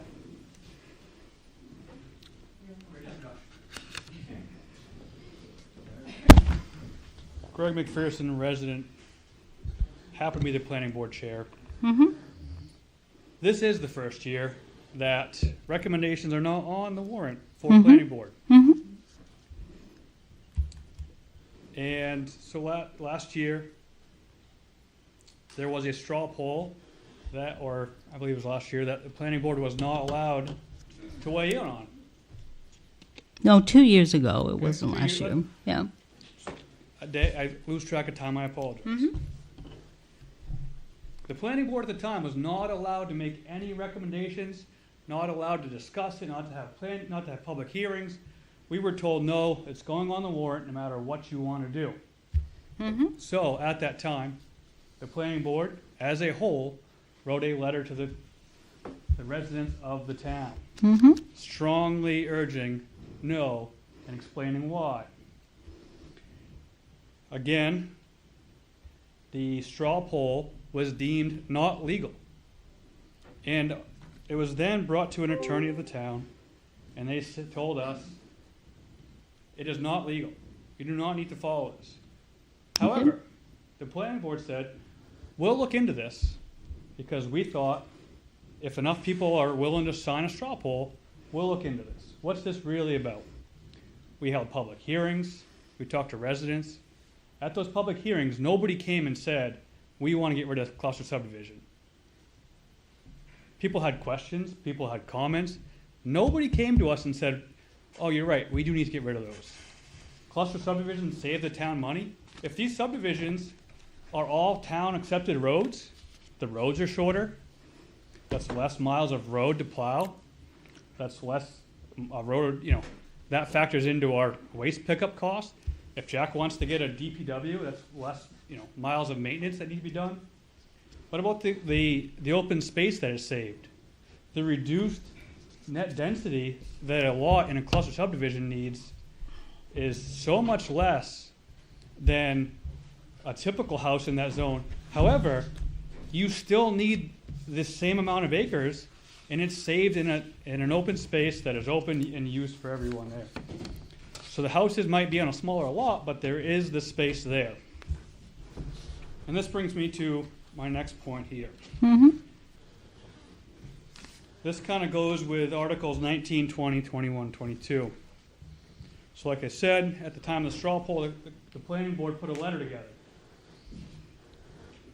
Again, we've done so because we feel we've been wronged, and the town and the residents are the ones paying for that wrongdoing. So I'm going to read this letter that is being made public by the planning board. It'll be posted, and copies will be made to anybody that would like one. I quote, "To the residents of the town of Hollis, the select board blocked voters from exercising their right to vote on zoning ordinances changed proposed by the Hollis Planning Board. Zoning ordinance updates. Over the last 2 years, the planning board has been reviewing Hollis zoning ordinances and proposing changes to clarify definitions, simplify wording in the zoning ordinances, and adding use to encourage small business development in Hollis. The proposed changes included added permitting land uses and definitions, removing outdated or unclear language, and streamlining the Hollis use table. 3 public hearings were held to solicit resident questions and or feedback on the proposed changes. In response to those proposed changes, a select board member wrote, Section 1, quote, Section 1.5.1b needs to be stricken because it is not lawful according to the state statute and we do not have a charter to override. This is necessary for the ordinance to be included in the June vote. I'm going to read that again. This is a quote from a select board member. Section 1.5.1 needs to be stricken because it is not lawful according to the state statute and we do not have a charter to override. This is necessary for the ordinance to be included in the June vote, unquote. The planning board did not strike section 1.5.1b in its proposed changes because voters rejected the change in November 2024. I'm going to read that again. The planning board did not strike section 1.5.1b in its proposed changes because voters rejected it in November 2024. It goes on. The town's land use consultants reviewed the proposed changes and stated, quote, the revised zoning ordinance improves organization, consistency in language, and overall readability. Additionally, several proposed changes impact economic development and housing, including new use and economic overlay zone, unquote. A member of the select board sent the following statement by email, quote, I'm really impressed with the hard work by the committee to get the important changes in use of the June warrant, unquote. Further, in notes provided to the planning board, a select board member wrote in their notes, quote, the select board had no public discussion of the proposed changes and did not include the proposed changes in the June warrant. The planning board was not notified of this decision. So the letter goes on to give recommendations because the select board did not put these recommendations on the warrant like they have every year prior. So the letter goes on. Recommendations. Historically, the warrant included in the planning board's recommendation to voters whether to approve a zoning ordinance change. The select board, without prior notice or public input, declined to include planning board recommendations on the following zoning related articles. Article 19. Shall an ordinance enact entitled 2025 amendments by the zoning ordinance for the town of Hollis, Maine, eliminating cluster subdivisions be enacted? The planning board does not recommend. Article 20. Shall an ordinance entitled 2025 amendments to the floodplain management ordinance for the town of Hollis, Maine be enacted? The planning board recommends. Article 21. Shall an ordinance entitled 2025 amendments to the zoning ordinance of the town of Hollis, Maine regarding affordable housing developments be enacted? The planning board recommends. Article 22. Shall an ordinance entitled 2025 amendments to the zoning ordinance of the town of Hollis, Maine regarding adoption of the amendments be enacted? Just as last November, the planning board neither recommends nor does not recommend. The planning board remains committed to fostering transparent and effective land use and planning in the Hollis. We encourage residents to engage in these discussions, attend public hearings, and share their perspectives as we work to uphold the integrity of our community, zoning, and land use policies. For some clarifications, 1.5.1b is what is the only article in here, Article 22, that the select board is putting on the zoning ordinance. What does that article say? In a nutshell, 1.5.1b states that if the planning board does not recommend, the voters need a supermajority vote to win. So if the planning board does not recommend an article that is addressed to the zoning ordinance, the voters need 2/3 vote to overcome the planning board's not recommendation. And hence, we thought it was a conflict of interest. We were not going to recommend nor recommend. However, the select board keeps putting that article on the warrant over and over again. And with the memo from the select board member that said, this is necessary for the ordinance to be included in the June vote. We have 2 years of working on the zoning ordinance changes that are not included, that you do not get to vote on, because we did not include articles that were voted on in last November. Thank you for your time. So if I could ask you, Greg, when did you have your public hearings on all your changes for the zoning ordinance? We can get those dates for you. Well, my understanding is you didn't have public hearings on all the changes that you made that you wanted on the June warrant. We did. No, you didn't. Well, we can get you those dates. Please, because I think it will show that you didn't have public hearings on those We had public ordinances. hearings on many things. Mm-hmm.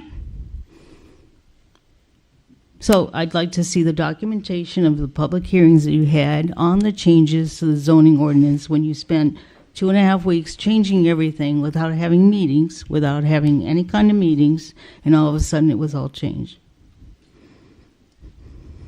We didn't spend 2.5 weeks. We spent 2 years. I know you spent 2 years, but most of the Now- changes were after you had your public hearings. So please provide me with the dates for the public hearings. Wouldn't you want to have public input prior to writing your final zoning ordinance changes? We're not like the select board, where we have public hearings like tonight that are after. This warrant is already written. What we say tonight doesn't matter. This warrant article is not getting changed tonight. The planning board holds public hearings and then makes changes. Well, if you can please Very provide me, different how we if you operate. can please provide me with the dates Yep, of the you can- public hearings that you had after you made all those changes. You can reach out to any one of the select board, Please. The planning board secretaries that we've had. Thank you. Well, you said you'd provide me with the dates, so please provide them. Terry Walters, town Mhm. resident. I'm a big advocate of cluster housing. I think it's an excellent land use planning tool. I've spoken on behalf of this at the planning board and at the select board before. That said, I think the Hollis cluster housing ordinance is very poorly written.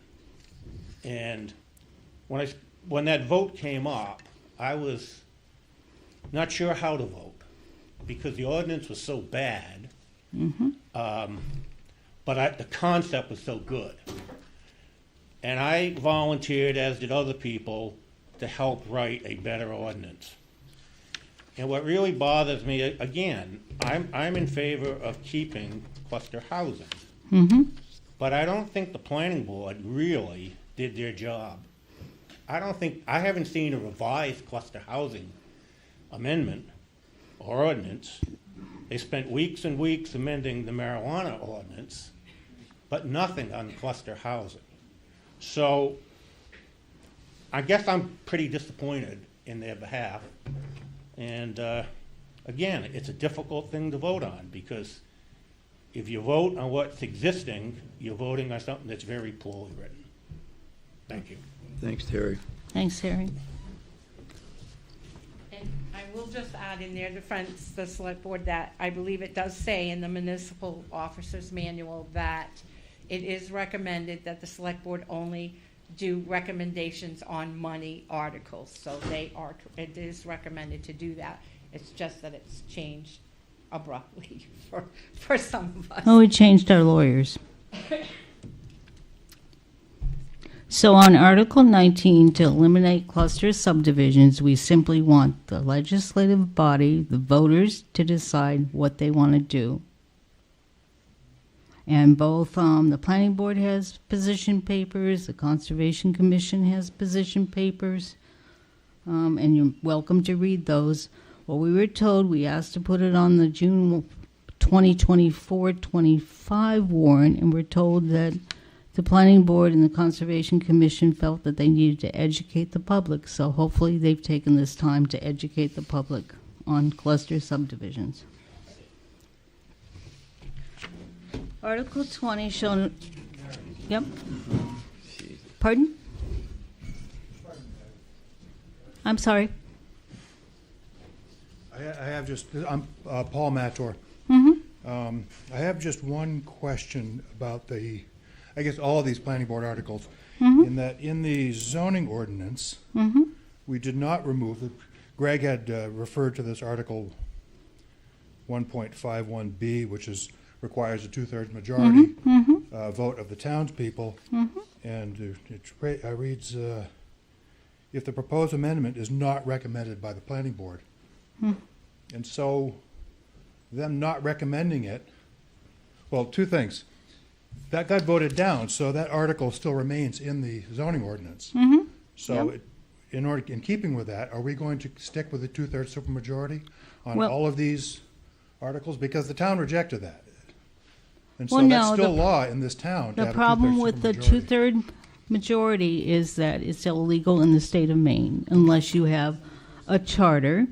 There was a Brooks versus Town of Bar Harbor, Maine, in 2024 that they took it to court and were voted that they were right with just having a simple majority. To have the 2/3, you have to have it written in a charter, which we don't have. So if something was voted by a majority, we would have to take, and the planning board wanted to object to that it was only voted by a simple majority, we could take them to court and literally pay for the planning board to have lawyers and the town to have lawyers to have the law that's in effect upheld. But that still remains in the Mhm. zoning ordinance. Is there an article in here to remove that from the zoning? Yes, there is. There is, Yep. okay. Yep. But that still remains in the zoning ordinance. And Right. if it's illegal, can you just strike it? Do we have to vote on it? We have to Because vote on it. We're asking the people if they'd like to continue to do something that's illegal. Right. And we're entitled to continue to do something that's illegal if we choose to. Well, except And we don't have a charter, so we could take you to court and say, No, get it over and, No, I'm saying that the town has chosen to do this illegal thing. Well- By voting, by rejecting that article. The town says, no, we'll continue doing that and accept whatever consequences come from doing something that's not legal.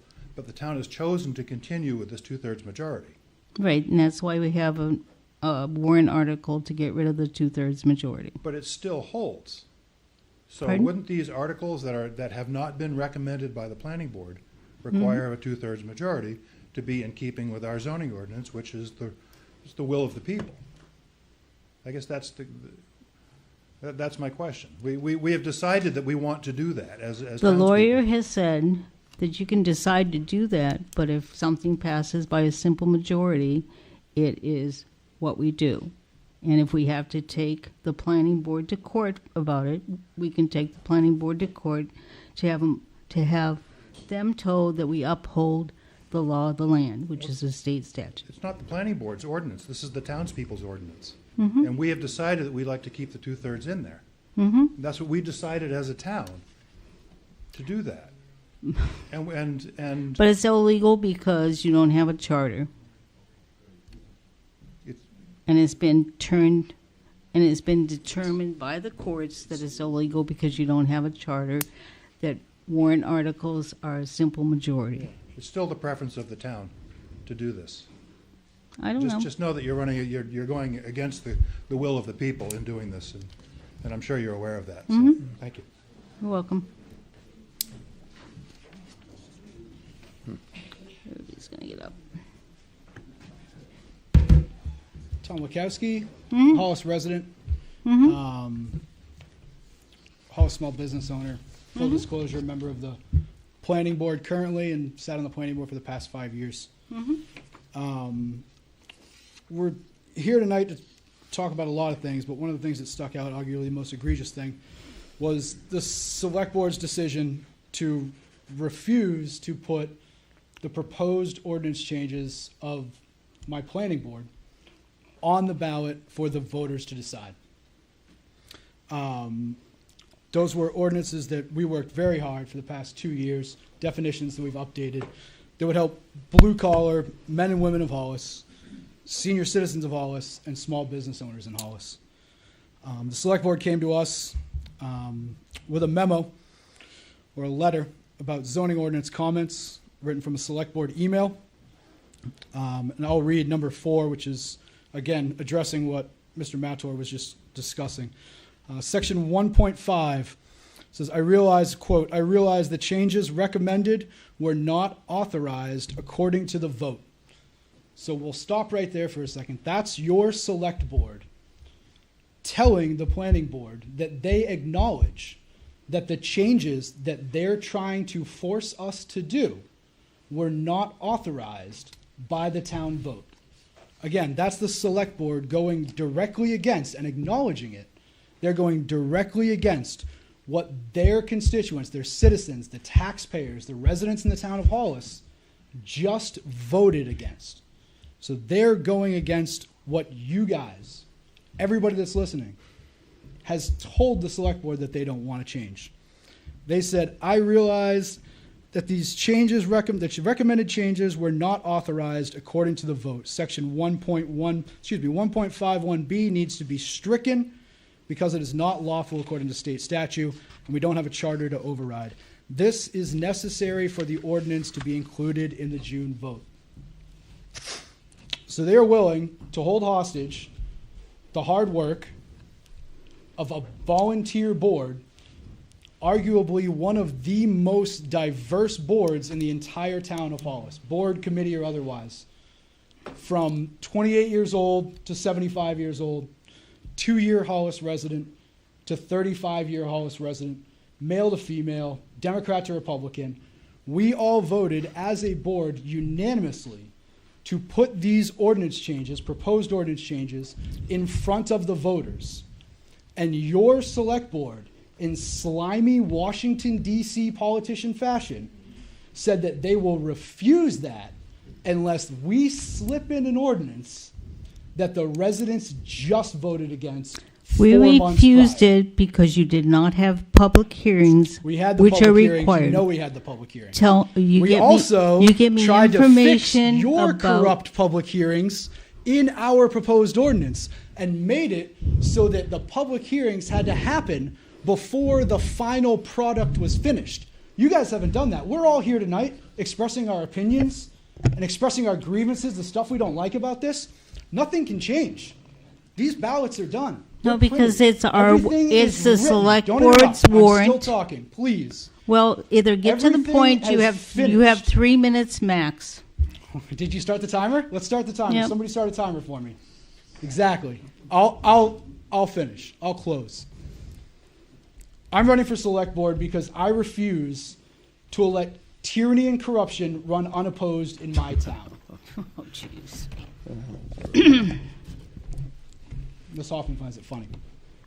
I don't find it funny because I don't do corruption. I respect in 7 years. That's the your opinions. point of I view, respect Tom. the opinions Because we of didn't the want to put Hollis something residents, on and the we'll warrant. make sure that Okay. transparency and accountability remain in this town and come to the forefront regardless of how much your select board hates it. I think Thank you. you've made your point, and you made your point.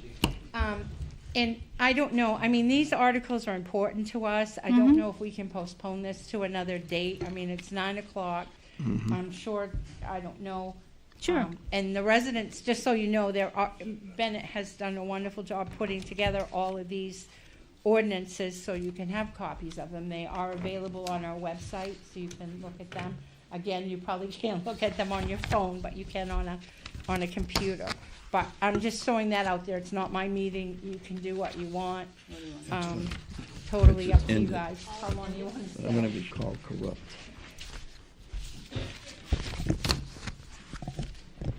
So I'm going to ask the people that are here what they would like to do. Do you want to close it for tonight and continue it at the next meeting on the 21st?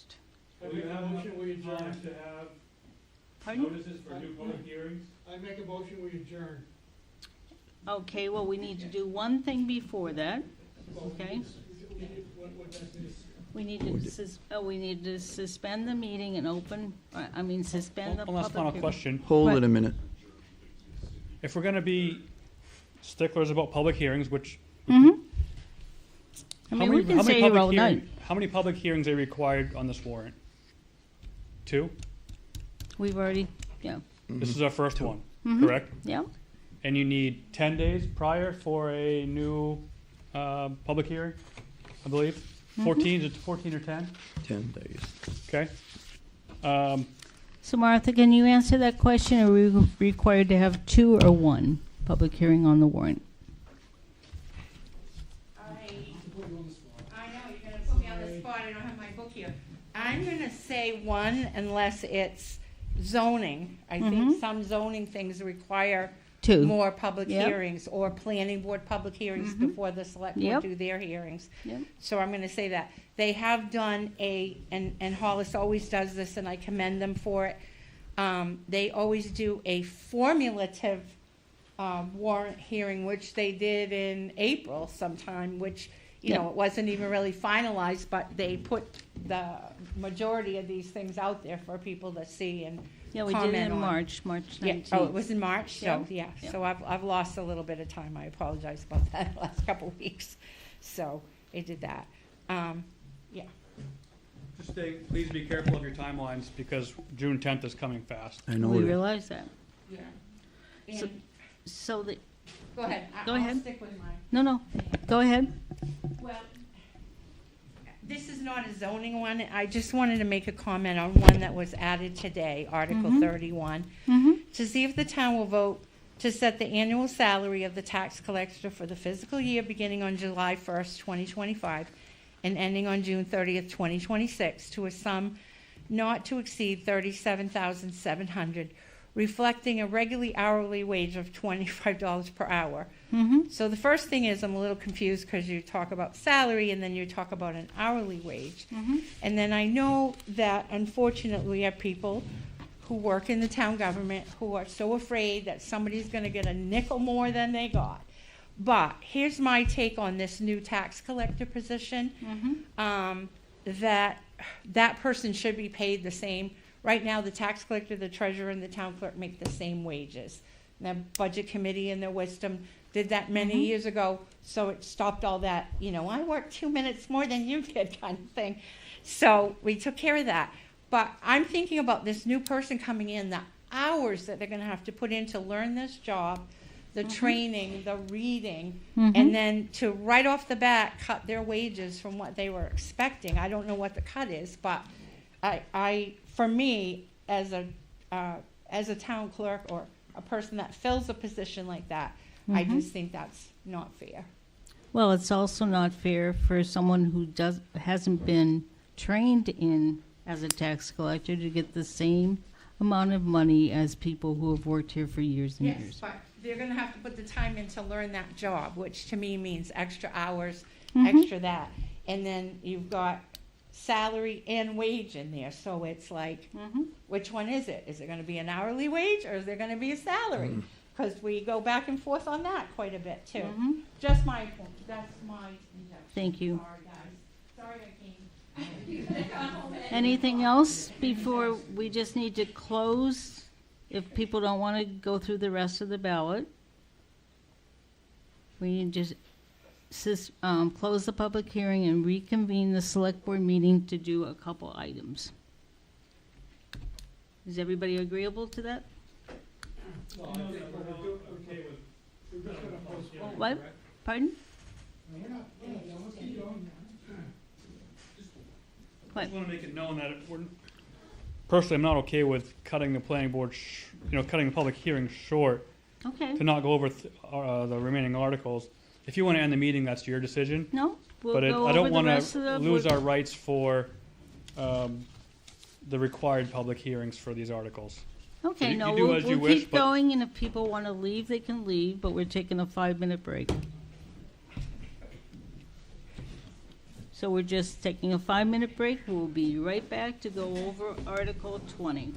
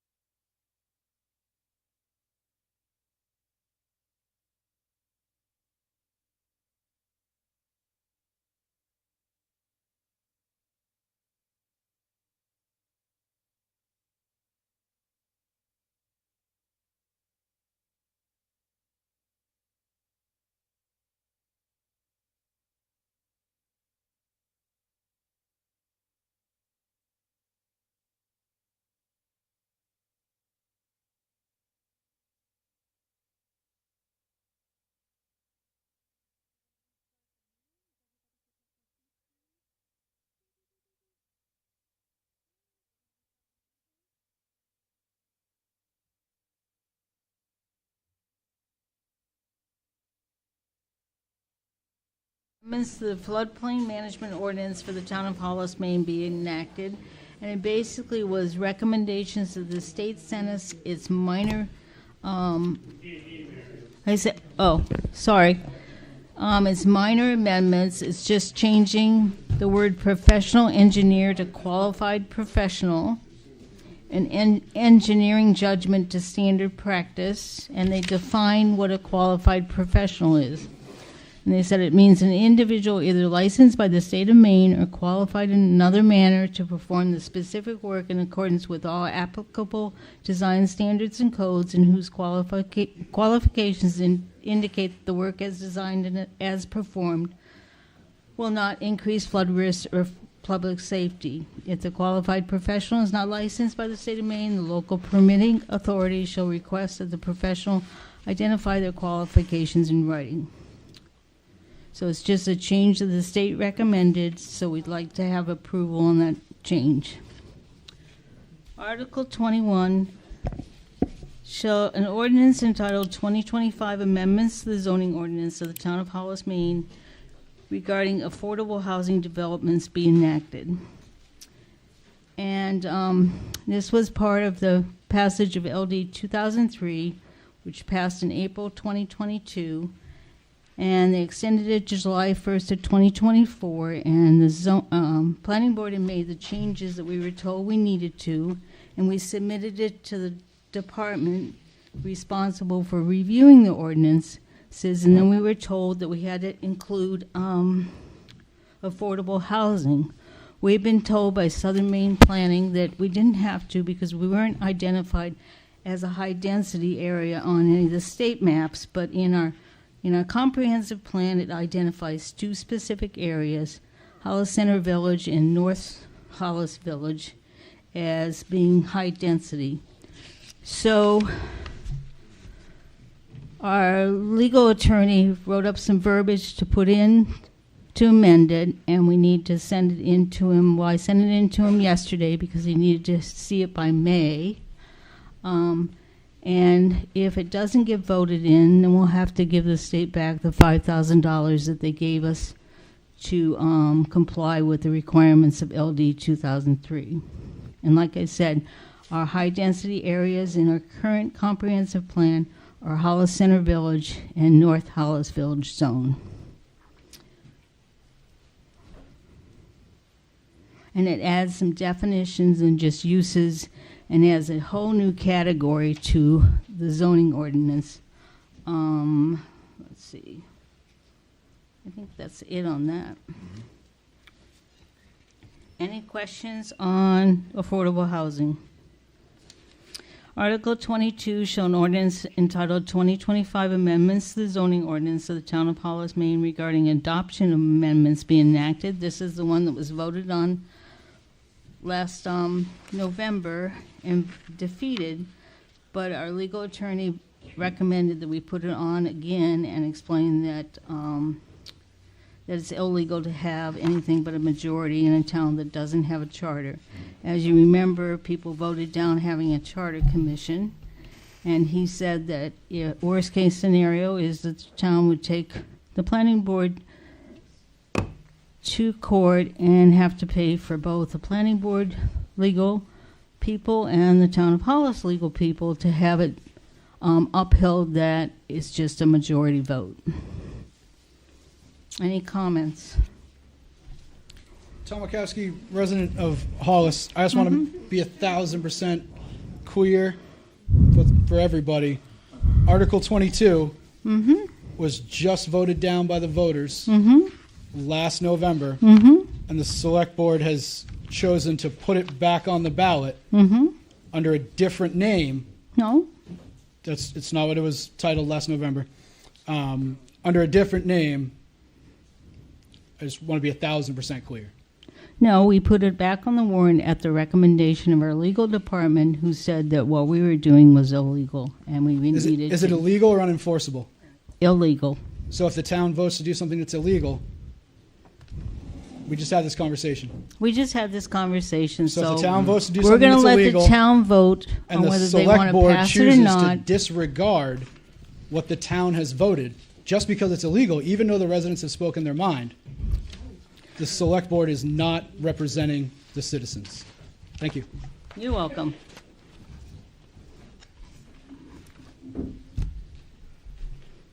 Hi, my name's Danielle Bradbury. Mhm. I'm a citizen of Hollis, and Uh-huh. I'm also on the planning board. Yeah. I guess I'm just confused. So if you're putting it back on, whether it's the same verbiage or not, I don't recall what it was last time. Right. Mhm. What if we vote to keep it again? Are we going to just keep putting it back on the ballot?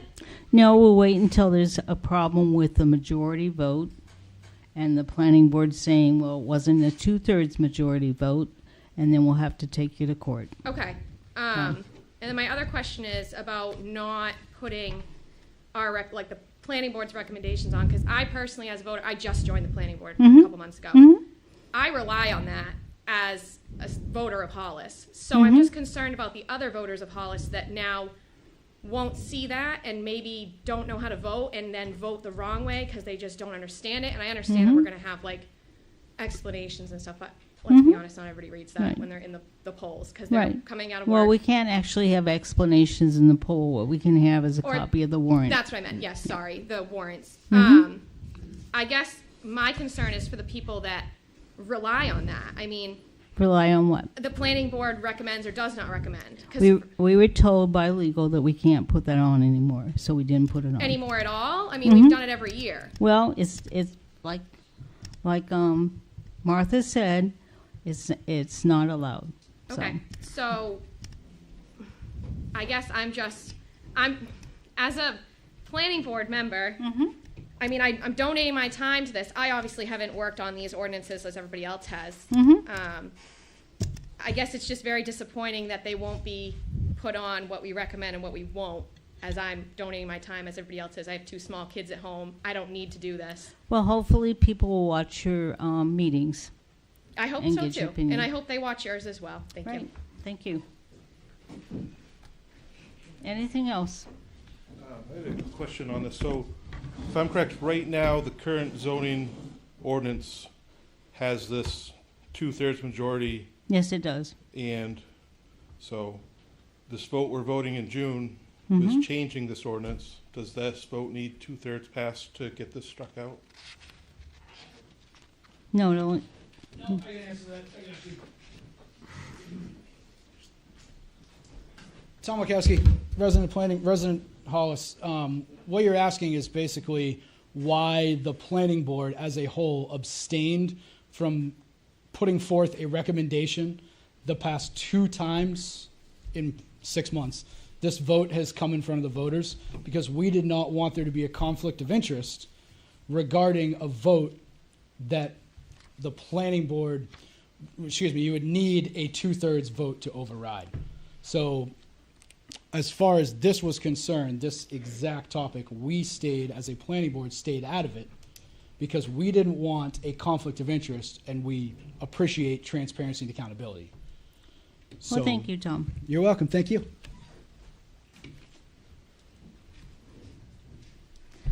Article 23 fireworks ordinance. We're just adding some verbiage to the fireworks ordinance so we can have things like professional firework displays at Community Day, because right now we don't have anything that says that we're allowed to do that.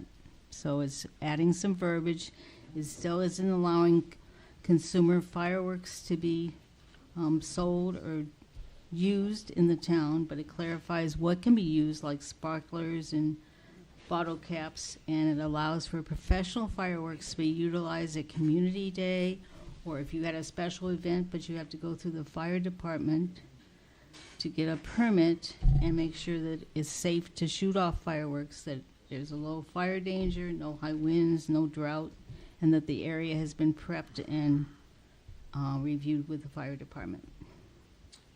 And I just read that quickly this afternoon, that ordinance. Does it say something about enforcement in that? And who would enforce that? Who enforces that ordinance? State Fire Marshal. The State Fire Marshal, Chris said. Thank you, Chris. Article 24, let's see. Where am I? shall an ordinance entitled 2025 Amendments to the Town of Hollis Automobile Graveyard and Junkyard Ordinance be enacted. And this was recommended by both the Codify Legal Department and our own legal department because the language in our current ordinance was outdated and didn't have the proper wording in it.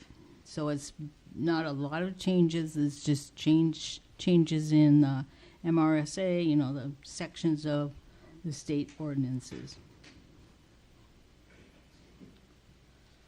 Article 25 shall an ordinance entitled 2025 Amendments to the Solid Waste Ordinance be enacted. And this was again recommended by both legal departments, Codify and our legal department, to remove a lot of the definitions that were in the ordinance were not in the body of the ordinance, so the definitions weren't needed. And we're actually going to change it to collection and disposal of waste and explain what we collect on the roadside, you know, what our trash department collects and what dates and stuff. So it includes some of the verbiage, but it's just to clarify that, you know, we don't collect certain things.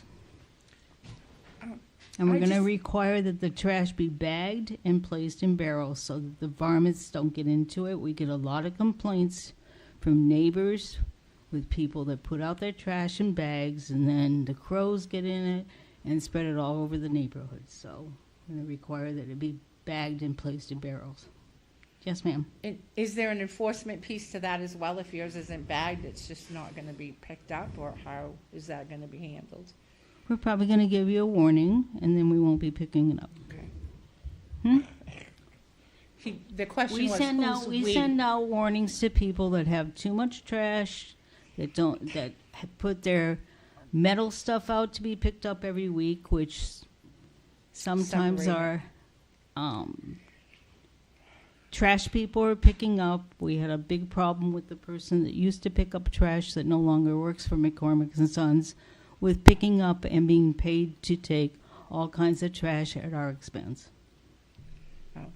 I'm just curious, on these ordinances that all went for legal review, is it because we were updating the ordinance is online, Bennett? Is that where that came from? Or Yeah. So I know it was, I don't know if it's called codification, is that what we're doing? Yeah. So that's what brought these to the forefront, is when they were putting our ordinances, Yep. which they're gonna be, what, online? Is that the end result of that? They're going to be online, and eventually, what they do when we change something is then they put it through federal review, state review, and make sure that because I was wondering where all these came from, but it just dawned on me that that's probably why, because we're doing that to upgrade them so that the ordinances will then be more searchable online, which would be and will be more up to date. Okay, good. I'm glad Because the next one really explains it. Article 26, shall an ordinance entitled 2025 Amendments to the Town of Hollis Solid Waste Flow Control Ordinance be enacted. Well, this one we still had we had a transfer station, we had a dump, we had the bullets out back, and so it really needed to be updated because we don't have any of those things. So. Article 27, shall an ordinance entitled 2025 Amendments to the Ordinance of Naming of Roads and Numbering of Properties be enacted. This one we had originally when I think 911 came out. They had to have a committee to name all the roads and number the houses and stuff, and now this is done by our not in our 911 addressing officer. So it's just to get rid of the committee so we don't have to have a committee that we don't really need. And that was a basic change in it. And we're also going to be changing the title to Enhanced 911 Addressing Ordinance for the Town of Hollis, Maine. But it's basically just to update that. It had the select board being responsible for some things that the addressing officer does, like notifying the post office and stuff. So, Article 28.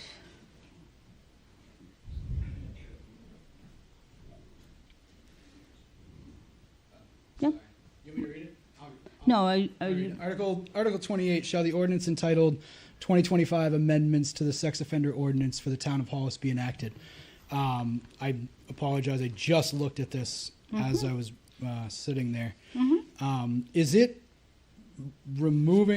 shrinking the 2,500 foot restricted area down to 750 feet? It is, because that's the state statute. All right. So it's changing all that. We were told just to delete the entire thing because it was so outdated and wasn't in compliance with the state statute in any way. So that was reviewed by myself, and then I think Roger reviewed it and legal reviewed it to make sure we were complying with state statute. Okay. And if it doesn't pass, if residents vote, I just want to make sure I understand completely. If residents vote no on Article 28, then it will stay as a 2,500 foot restricted area for sex offenders. Until somebody takes you to court. Until a sex offender takes us to court. Right. And wins Okay. because it's 750 feet. But until then, if they vote no, we can keep it at 2,500 You can't foot keep restricted area. it at that. We would still look up the state regs and tell them they were right, and they could take us to court. All right. If it fails, are you going to put it on again next election? We'll have to see. Okay. Awesome. You guys are great. Thank you. You're welcome. Article 29, the Food Sovereignty Ordinance. This was proposed by a town member, but then our legal department had to update it to make it current with the state statutes. So it basically says that producers, growers, and processors of food or food products in the town are exempt from licensure and inspection requirements contained in state food law with respect to their direct produce. Does not apply to meat products, poultry, and poultry products. This is to allow more farm-to-table products to be available to the community.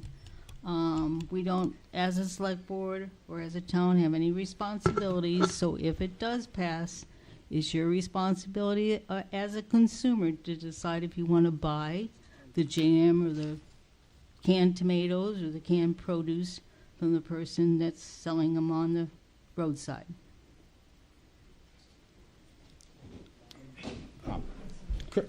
Credit. You want to do it? Yeah, I just want to ask a question. Yeah, of course. So without this, what does it mean if I want to sell my banana bread beside the road? I mean, You're supposed to have them inspected. Oh, This is state so law. if I wanted to put up a road stand or something and sell my banana bread, which I'm not gonna make anyways, but,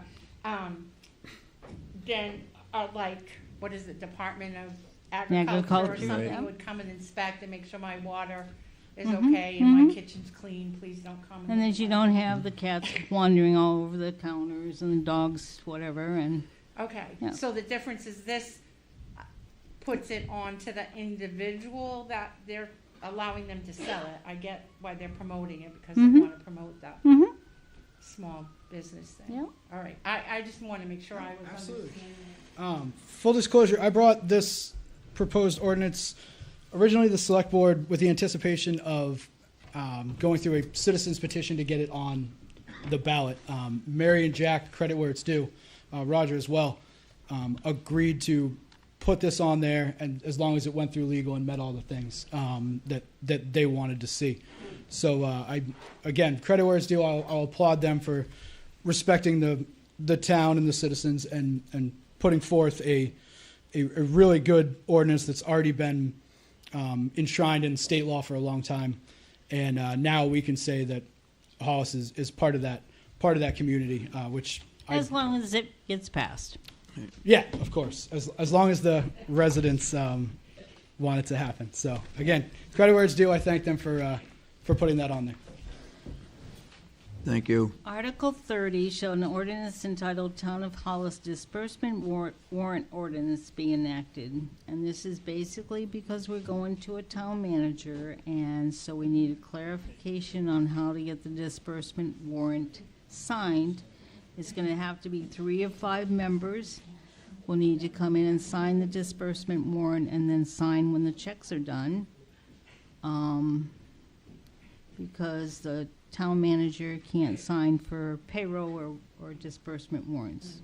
So it was a recommendation of the lawyer that we do this disbursement warrant. And then finally, Article 31, to see if the town will vote to set the annual salary of the tax collector for the fiscal year beginning on July 1st, 2025, and ending on June 30th, 2026, to a sum not to exceed $37,700, reflecting a regular hourly wage of $25 per hour.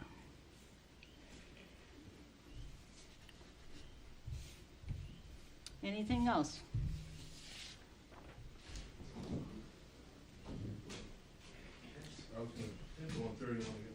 Nick Hebert, resident.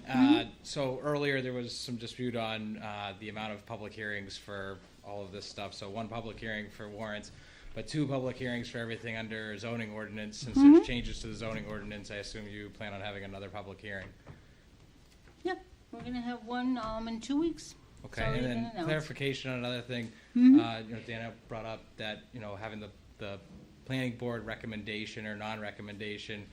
And you'd said when she said that the attorney said we can't do that. The original verbiage I remember reading was that we don't need to do that anymore, so we won't do that. Which is it? Is it we can't Well, do we that? can or certainly clarify that for you. I'll ask legal tomorrow about that, and I'll pull the thing from the manual and Okay. have that for you at the next meeting. Thank you. You're welcome. Danny Rumian, resident, and I'm on the Finance Committee. I had a question on Article 31, and I can assume that that's because the current tax collector didn't put in their papers to run? Yes. So we're assuming there's going to be a new one. I know that the timing didn't fit, but would this change the tax collector's budget under Article 3? No, it doesn't. No. No. Oh. So it's just the select board can decide on salaries and stuff. So it doesn't change that at all. Okay, because that was built on a different hourly rate? No, it's just, that was the rate that with the raises and stuff, yeah. So what would be the difference between this new tax collector and what they would have made Her without? experience? No, what's the difference in the rate? You've got a dollar amount in there of, what is it, 37.7? So what's the original tax collector budget? They had a salary line in it, what was that? They're the same as yours, $49,130.64. So mathematically, what's the difference on that? I'm too tired to know what that is. So it goes from So I 41 think it's to probably 30, 31 something. Or 37, 41,000 to 37. Mm-hmm. And the other part is, I would think that person running would have called to see what the wages were. So now you're changing the wages after she's taken out papers and turned them in. I don't know. Well, that can be a discussion when she gets What's that? elected.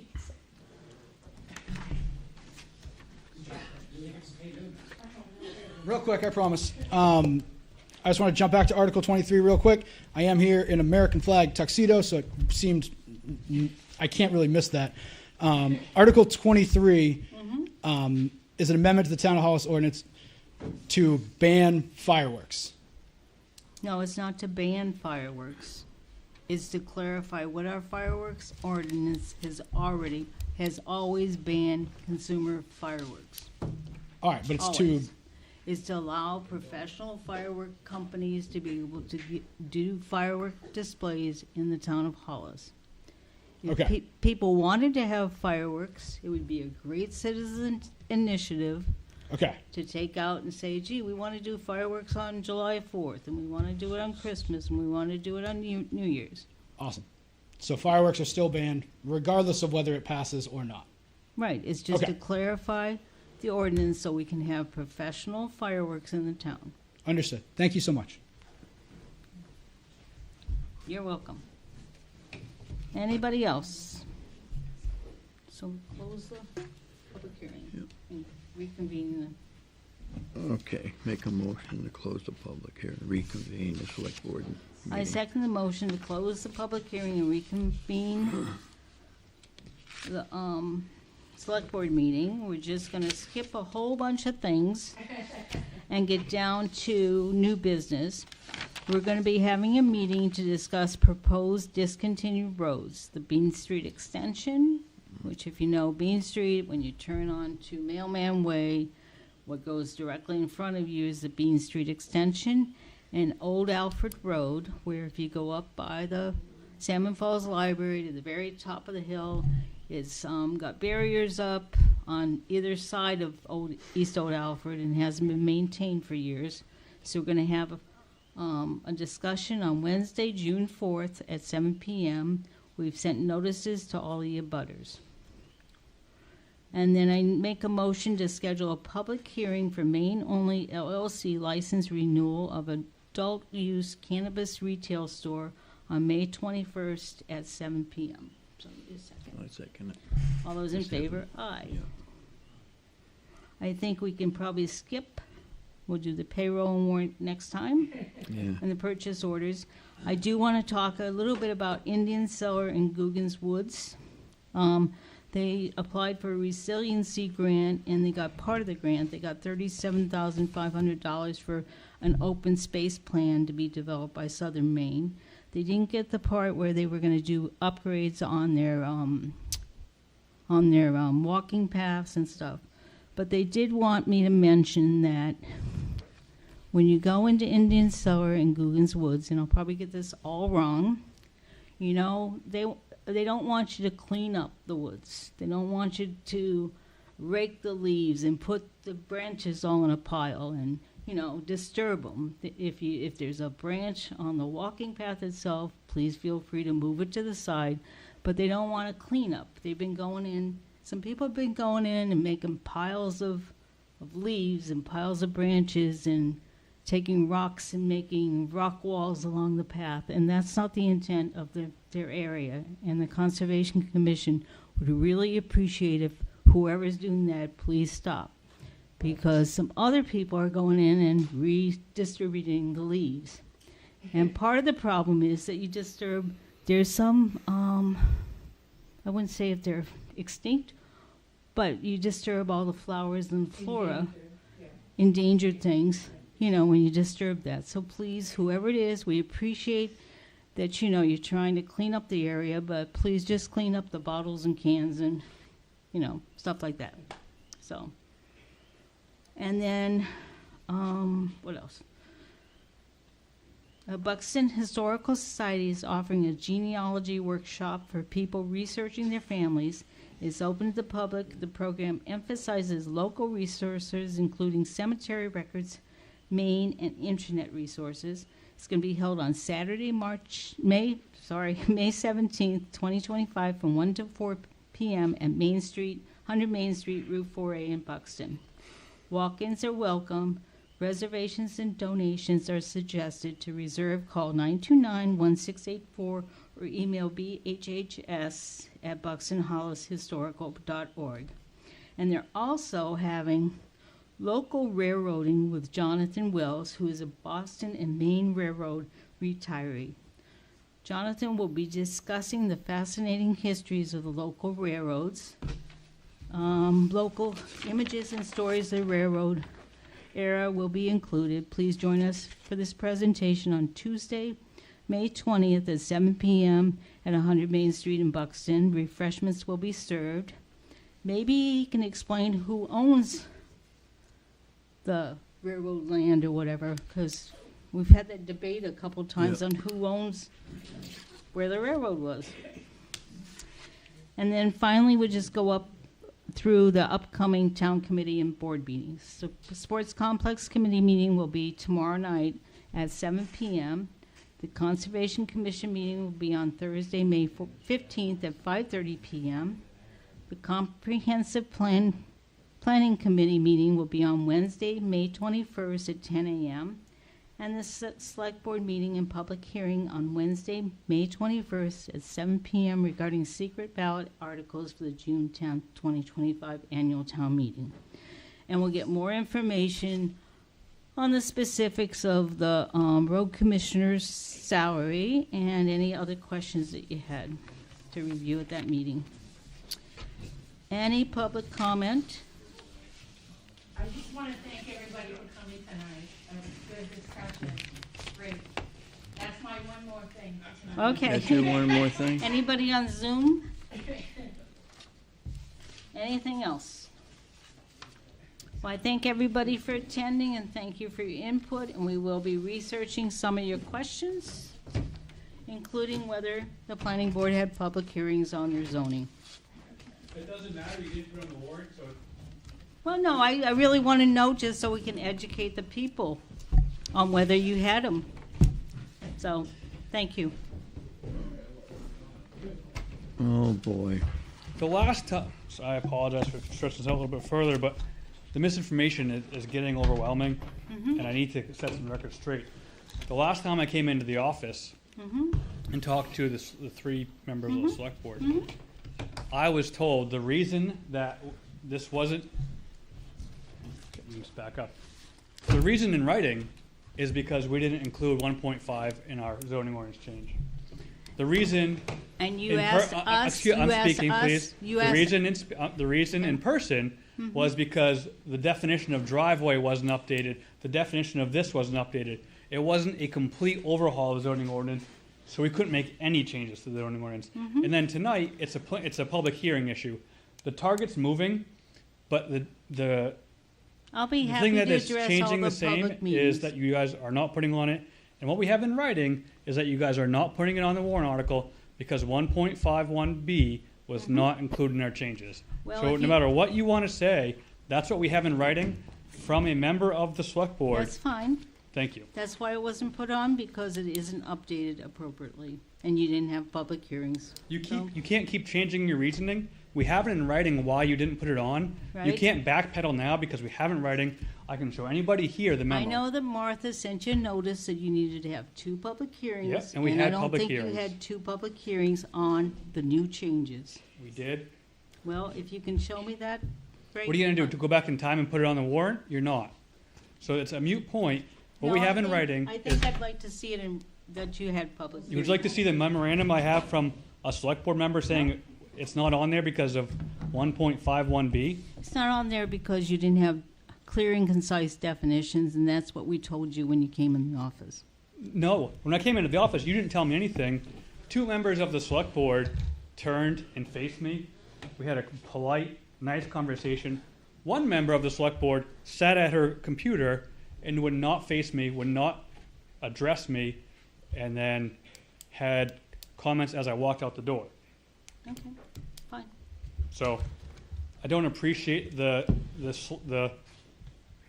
how the. I will investigate whether you had your public hearings, and I will let people know at the next meeting. Okay. Okay? I'll make sure everybody can read what was in writing. Thank you. Fine.